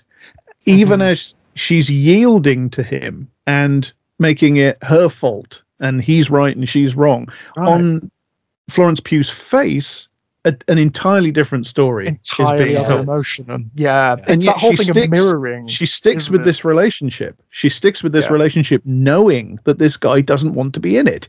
In her own way, she is in a passive negative way. She is very manipulative as well. Yes. This is not a simple question of a an innocent woman being manipulated by an asshole guy. This is two people, much more complex. Both of whom are flawed, who are trapped in an unhealthy dynamic. That's what's going on. And the unhealthy dynamic is not just between them. It's not contained to them. It's the whole of that society. It's what relationships are in that situation. That's what the film is getting at. It's the fact that we are atomized. We have no real relationship. The initiating tragedy is the murder of Danny's parents by Danny's sister, and Danny's sister's suicide at the same time. That is obviously it's the most drastic version. It's the most extreme version of this, but it is the visitation of one's own neuroses or psychoses onto other people. You feel it within yourself and you project it onto other people, and then when you harm yourself, you take them with you as well. Right. And it's that, I think that's kind of somebody earlier called the early section the Rosetta Stone to the film. I think that's very key, because that's sort of the dark potentiality that's always lurking in all relationships between people, isn't it? And it's mirrored in the whole thing about the performance of empathy in the Haga. When we interact with other people, when we have relationships with other people, there is always that dark potentiality that what we'll be doing is inflicting something unhealthy that's going on inside us onto other people. I think the success as well of that opening sequence is the curious thing it does. Well, it certainly did to me as a viewer, which was because to a degree you imaginatively project yourself into that's how we deal with text. We both sit outside and inside them as much as possible, and I just kept thinking, oh, what a curious situation, and what a curious psychosis it must leave you with. Or I wasn't thinking, why didn't she kill me? I've been exempted. And yet, that's so strange, because actually what Danny has is she's lucky. I mean, in a sense, she's not been part of that whole thing. But it's still a rejection. It's a rejection of a. It's an extremely aggressive act. It's an extremely aggressive act on the part of Danny's sister towards Danny, but not Danny. Danny is not part of this. Her punishment is, in a sense, is to live.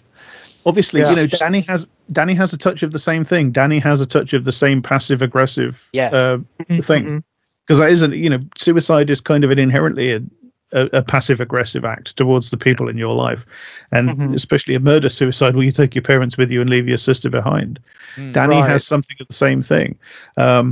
You have the argument between her and Christian, where Christian evades criticism for lying to her about the trip by making her back down and then apologize for nagging him and stuff like that. He's being manipulative. He's being passive aggressive, but she's doing it back as well. She is manipulating him and trapping him there and keeping him there in a situation which she obviously knows he doesn't want to be. She obviously knows he doesn't want to be there. She's manipulating him into staying, even though she knows he wants to go, by yielding. So it's not a sort of a simplistic morality tale about male emotional abuse. That's in there, but it's not. It's much more interesting than that. It's much more interesting than just sort of painting the sort of perfect female victim of male assholery. Yeah, which is an interpretation I've seen, sadly. Yeah. Because it's getting at more than that. Because you get to the Haga section, and what you're seeing is something similar. You're seeing the real sort of horror of the psychoses and neuroses externalized onto an entire society via a completely sick and inhuman social structure that just works by itself. As I say, it just keeps on chugging along, really, without any input from any involved in it. Yeah, it's commenting more on the systemic problems, isn't it, with our communication? So, why is Danny's sister in the condition that she's in? Why can she not talk to her parents, who it seems she lives with?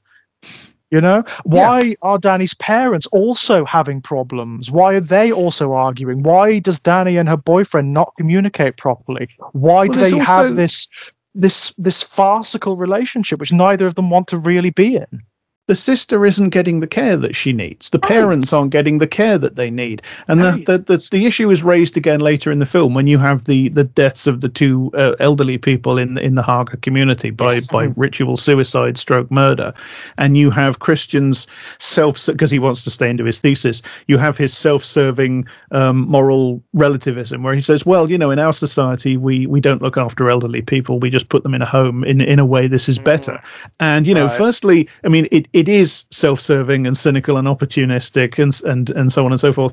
There is also an extent to which he has a point, at least about our society. Our society, the minute you can't be a producer of surplus value because you're too old, our society does just throw you on the fucking rubbish heap. But more profoundly than that, I think what's being gotten at is the idea that I've forgotten where I was going with it.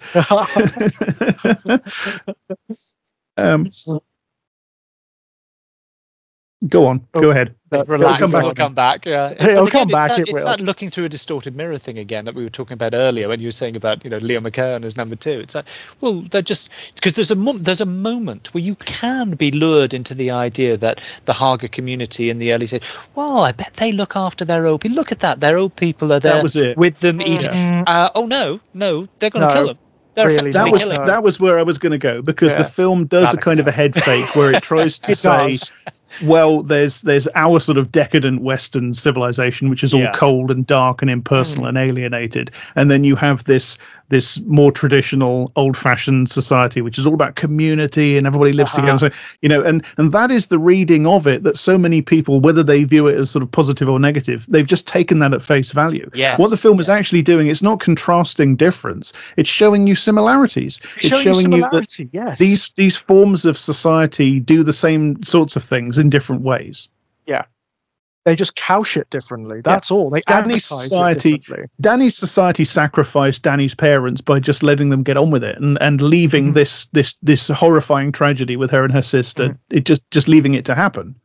The Haga community does it in a more organized and ritualized and formal and stylized way. That's all. But it's doing the same thing. It ultimately is disposing of the no longer productive dead meat. Yeah.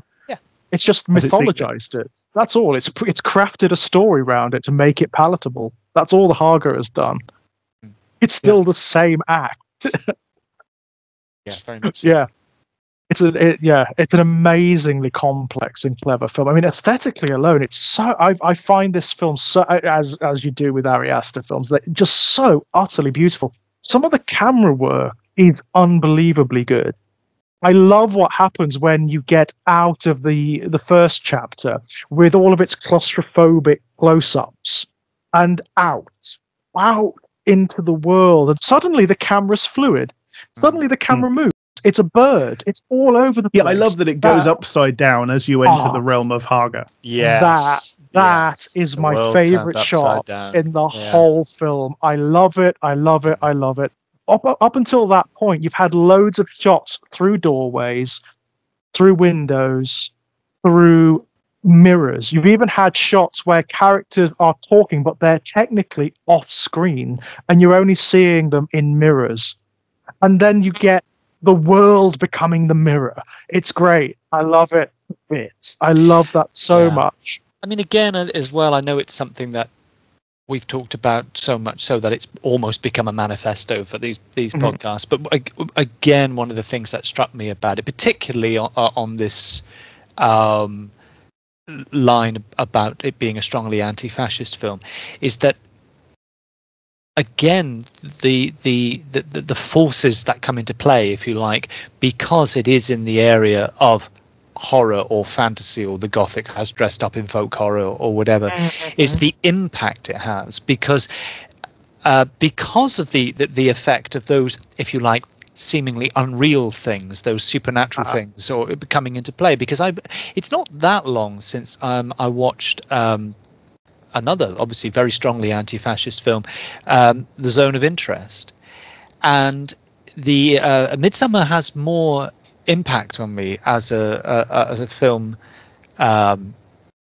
that depicts and criticizes that ideology than the Zone of Interest, which is about one of the worst things in history, and it's something to do about the disrupting effect of the non-naturalistic, where we've talked about naturalism as being kind of hegemonic and rigid and restricting. Having watched The Zone of Interest, I just kept thinking to myself, reading the stark details about the Holocaust in history books is a worse experience, or a more impactful experience, than watching this movie.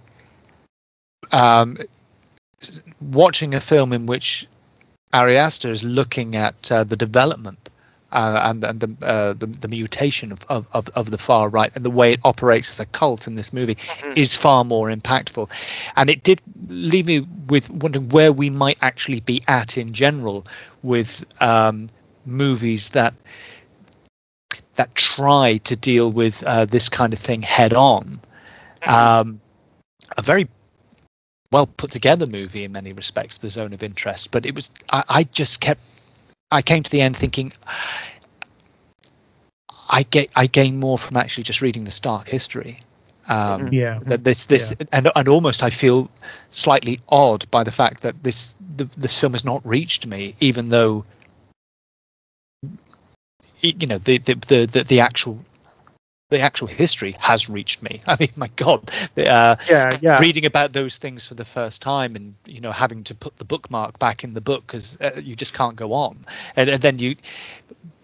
So there is again that whether we collectively now need more disruption of these sort of very serious themes or depictions or critiques, and whether perhaps these genres that we cover do have more of a sort of profound effect on the individual, because it is not a straightforward, maybe sort of naturalistic or realistic or historical lift, or whatever. I very strongly agree. I mean, I think if you want to understand what actually happened in something like the Holocaust, read a history book. And I feel slightly shady saying it, but the impact from reading the history is so much greater.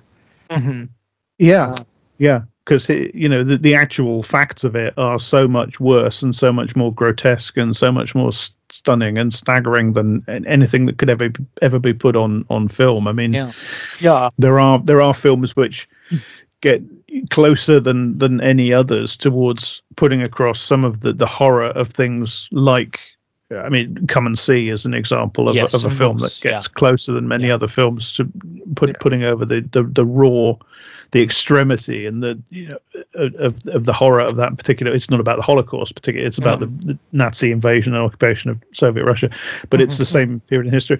But I mean, I think if you want to get at how these things, if you want to know what happened, as I say, read a history book. Don't watch a film. Certainly don't watch a realist film. Don't watch. Oh my God, no! Please don't watch a biopic or something like that. It's just please don't. I mean, you're just getting the Zone of Interest was many magnitudes greater than Schindler's List, because Schindler's List is full of problems. But there was still. If you want to get at something that gets at how it feels, I think you need to go to horror or fantasy or science fiction. Got that closer. Got far closer for me to something like, I say, the horror, the horror and the sort of naked feelings. I mean, nothing. I mean, I remember. I guess like most people of our age. I mean, I did Second World War in history. But yeah, my first port of call was, I think probably like a lot of people, was William Shirer's book. And I still, I mean, I read that as a teenager, and still the passage, which again, it's an historical event as well, where it describes Himmler being present at the shooting of Jewish men, women, and children, and he suddenly becomes hysterical, and nearly faints, and has this kind of breakdown about the whole thing momentarily, and then sort of goes off, and then just carries on with the whole systematic extermination program.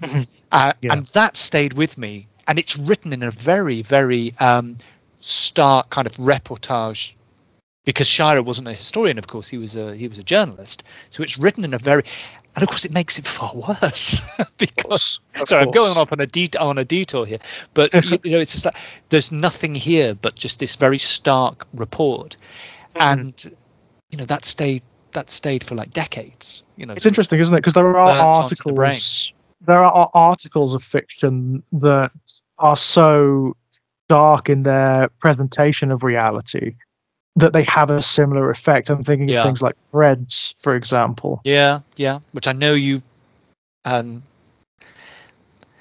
down the rabbit hole of recently, didn't you? My God, that's one we'll probably have to talk about in its own video, I'm afraid. I couldn't rewatch it. I wouldn't recommend it. I mean, it's brilliant. I mean, it is an amazing piece of work in terms of it is good. It is 120% successful in the sense that it does exactly what it intends to do and then some. It's just that what it intends to do is awful to you, but it's awful to the viewer, There's something very, because obviously the America had done The Day After, which was. And it does feel like the makers of Threads went, "Oh, that's nice. Hold our pint." Yeah, hold our beer. Yeah, absolutely. As if The Day After wasn't, horrifying enough, and it's the thing about The Day After is that it's much more highly fictionalized. That's the truth. You've got recognizable actors in it. It has that sort of American TV patina about it, whereas Threads feels like a fucking documentary. Yeah, it feels like an alternative universe documentary. Who became famous were famous. I mean, I know Rhys Dinsdale became quite well known, but it was afterwards. Yeah. At the time, these were all character actors who were probably better known for stage work and things like that. Yeah. So it's like, oh God. Yeah. I mean, I don't know whether its project was to spur people to action over the imminence of nuclear Armageddon. But I don't know. Probably the only thing it taught you was that the best thing to do is to be caught at the epicenter. And right. I mean, surviving.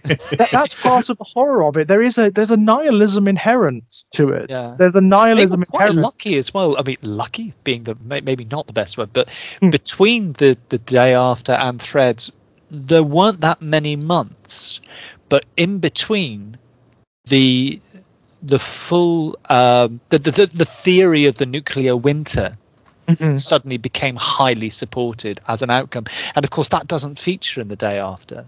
No, but it is obviously a main feature of Threads, which is the really where Threads gets a lot of its power in the back half of the film, because you think, well, the actual event and the immediate aftermath is terrifying enough, but there's this other thing that's that's in some ways worse. That lasts for decades, by the way. Yeah, it's the end. I mean, the whole thing about Threads is nobody wins. You can't win a nuclear war. It's the end. It's the Carl Sagan thing, isn't it? The Third World War will be fought with nuclear weapons, and the Fourth World War will be fought with bows and arrows. No, absolutely. It's a great quote, which is the basis for the very first Doctor Who story. It is, which I think you're absolutely spot on about, Jack, from many years ago when you said it's not set it's set in a Stone Age. But it's not set in the Stone Age of the past. It's set in the future, and it's yes. The audience watching that had just been through the Cuban Missile Crisis. Exactly. Right. exactly. And it just makes, and the fact that the first two serials are basically the same plot. Yeah, they're both about the months after the nuclear after the bomb. Yeah, they're the same story. Yeah. I just can't believe you watched Threads at school. I can't believe it. Yeah. I Big could Hall. not imagine. We were I just remember we were all kind of like really astonished. I think because we sort of understood the language of that kind of film. Because I guess, like you, Jack, because George, you're only a whippersnapper.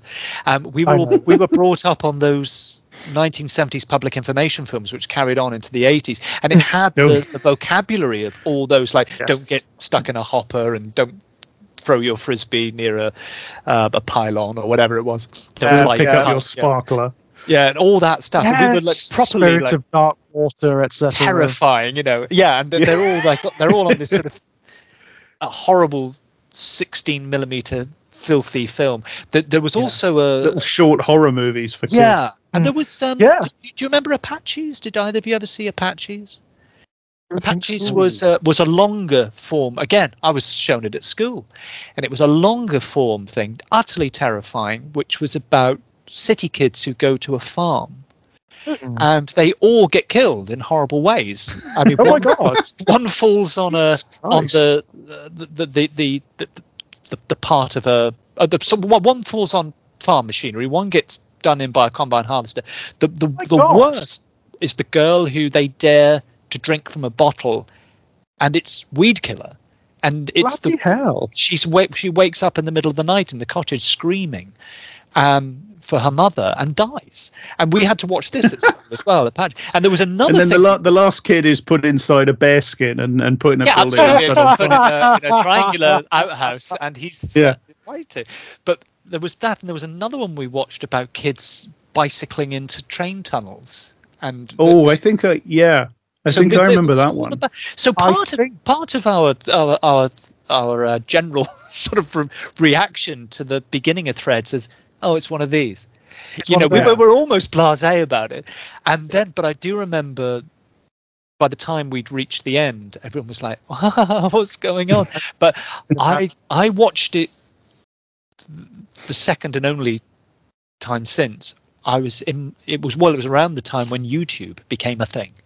So I would have still been in my 20s, I guess. I thought, that thing. I wonder if it's as as harrowing as I remember as a kid. And of course I went, yeah, it is. Absolutely. I never want to see it again. Right. I mean, I saw it for the first time in my 20s because I was born in 1984 when it aired. So obviously I didn't see it because I don't think it would have been difficult. Yeah, it would have been difficult. I was more sort of when the wind blows, The night sleep. That's what it was. What it was referred to subsequently, wasn't it? That's how people referred to it. The night Britain didn't sleep. Really? Wow. Was it that? It's almost like a bit like Ghostwatch, yeah. Yeah, it's a bit like don't go back into the water or whatever Jaws. Yeah. It's got that kind of vibe. Yeah, the night Britain didn't sleep. I mean, I know that I definitely know that The Day After was presented to Reagan, and quite oddly for a man who was obsessed by the Rapture, it did make have a more positive effect on him because he did begin those behind the scenes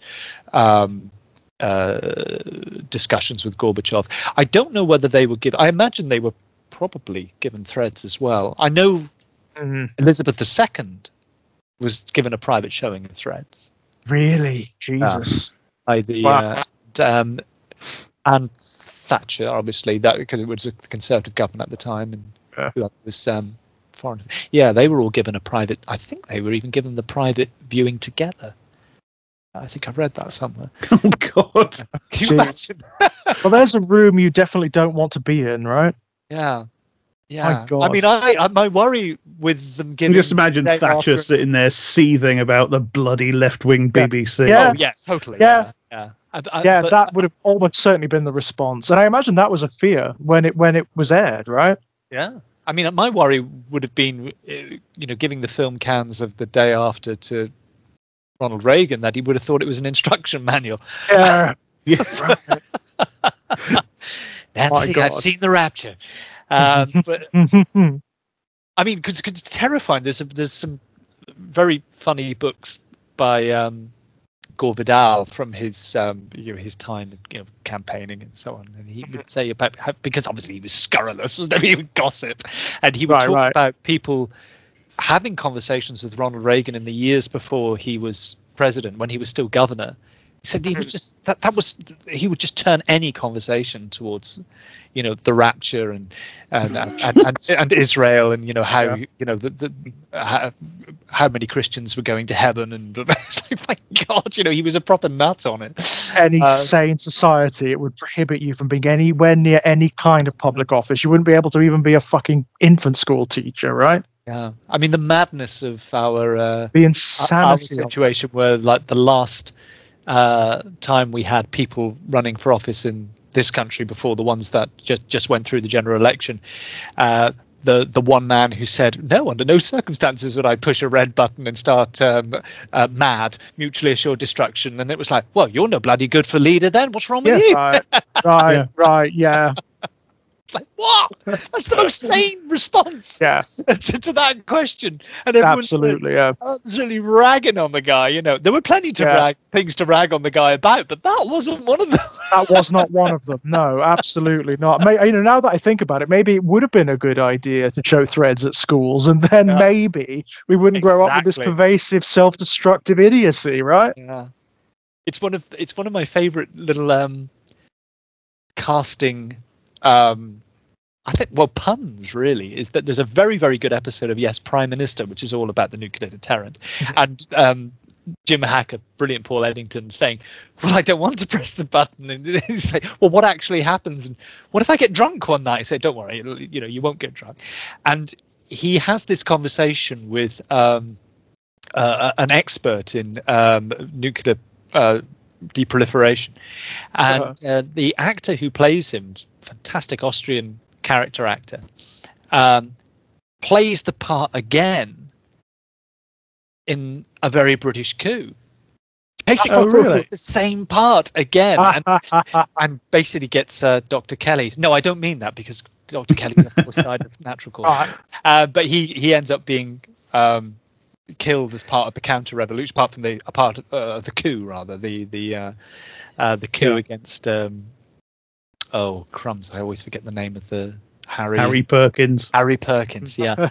But yeah, it's the same actor. I always find that so funny. It's like, you're wonderful. He does the same lines as well about how Monty Kowalski. Yeah, how conventional forces respond before things escalate. It's the same dialogue. That's God! Well, as so often in history, once is drama and once is farce. Yeah. Or once is tragedy and once is farce, wherever it goes. Brilliant. Well, guys, Midsommar. Yeah. Yes. Wonderful. Brilliant film.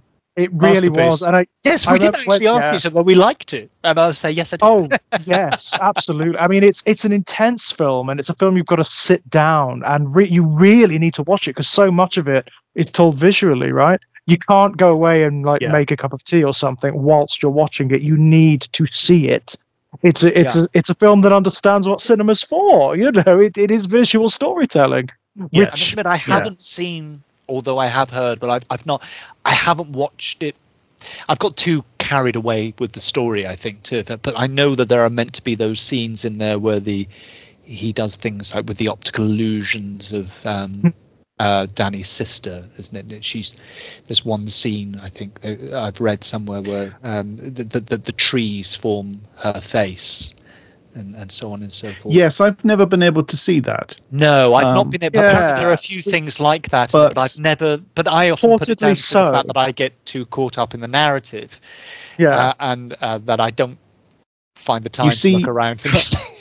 You see her parents in the crowd at the end. Yes, that's true. Yes. That's true, isn't it? Yes. Yeah. Yeah. I don't know whether you see the sister, but yes, I know the parents. Yeah, you're right. Mm. Yeah. I love that stuff. Which makes I've never been able to spot the sister, but the parents are there. you know, because I do she's love that under stuff. so much psychic attack. Distorted, the distorted reality stuff I really love. I mean, there's that sequence. I think is it during the dance when she starts speaking in their language as well? Oh yes, Yes. yeah. That's kind of such interesting. That's such an interesting moment. Right. Yeah. It's one of those moments that demands to be read, but at the same time it's blurred. It's just inherently blurred. You try to read it and it's just I mean, you can interpret that several different ways. You can interpret that as being evidence that something supernatural is happening, if you like, as with the specters of her parents towards the end. Right. You can interpret it as being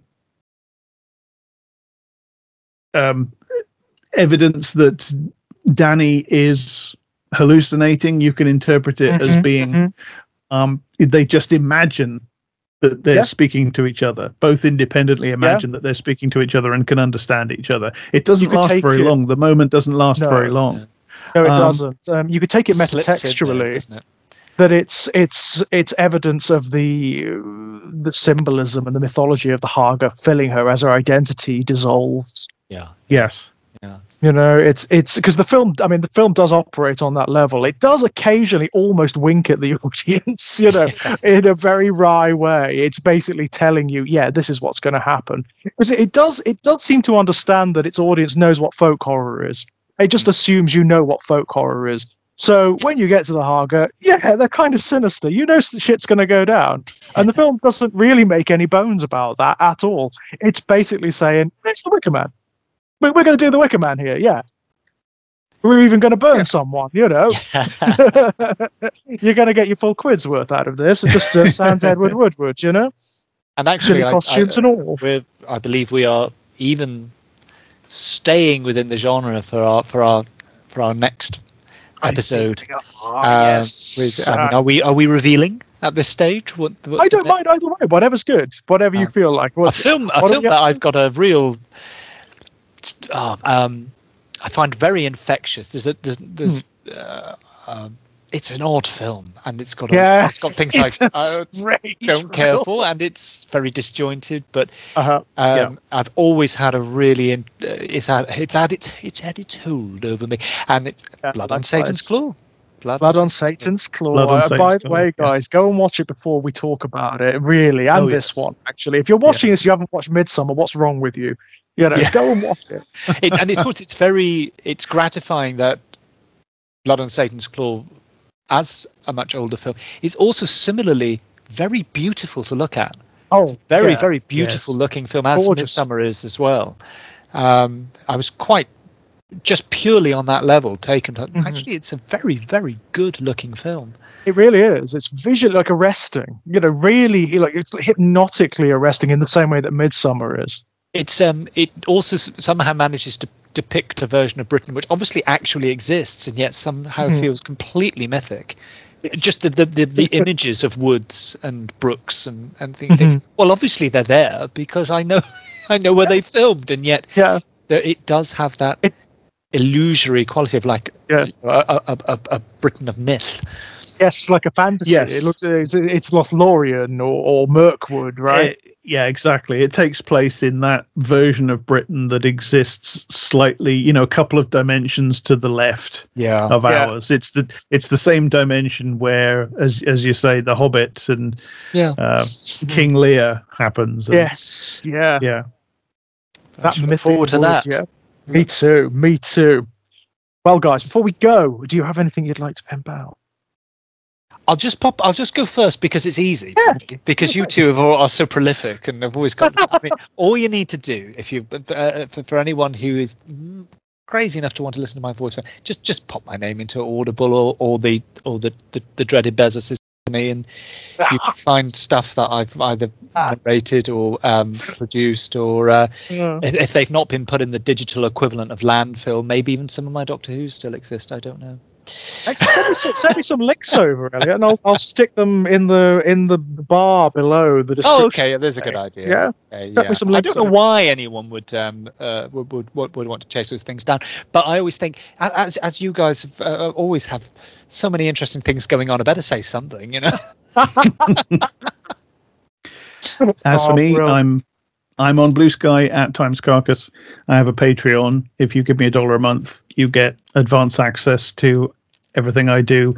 If I manage to get it done early enough that I can give you advance access, which isn't always guaranteed, but give me $1 a month anyway, please.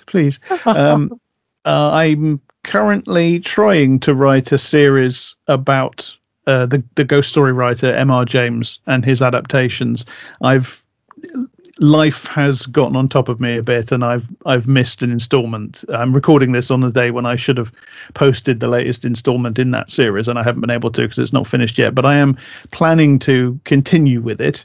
The last one was pretty and epic, though, Jack. I mean, thank you. Fair to you, it was epic. I mean, not only in terms of its quality, but its length as well. So I think people could have a chance to, actually finish it as well. Yeah, detailed and rich and varied. Well, it's terribly nice of you to say so. Yeah, it is something I'm going to hopefully continue with my M.R. James project, which I've threatened on this show, I think, in the past. I've finally decided to pull the trigger on it. So there's several installments of that up now at Eruditorium Press under my tab, obviously, Jack Graham, with more to follow, hopefully.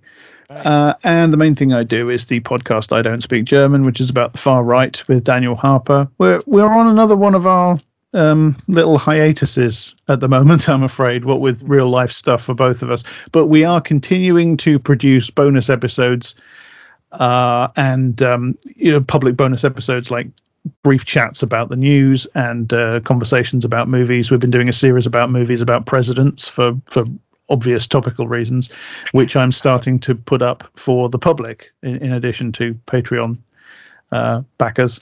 So yeah, I Don't Speak German. Eruditorium Press, excellent. Patreon, and Times Carcass on Blue Sky. That's me. Thank you.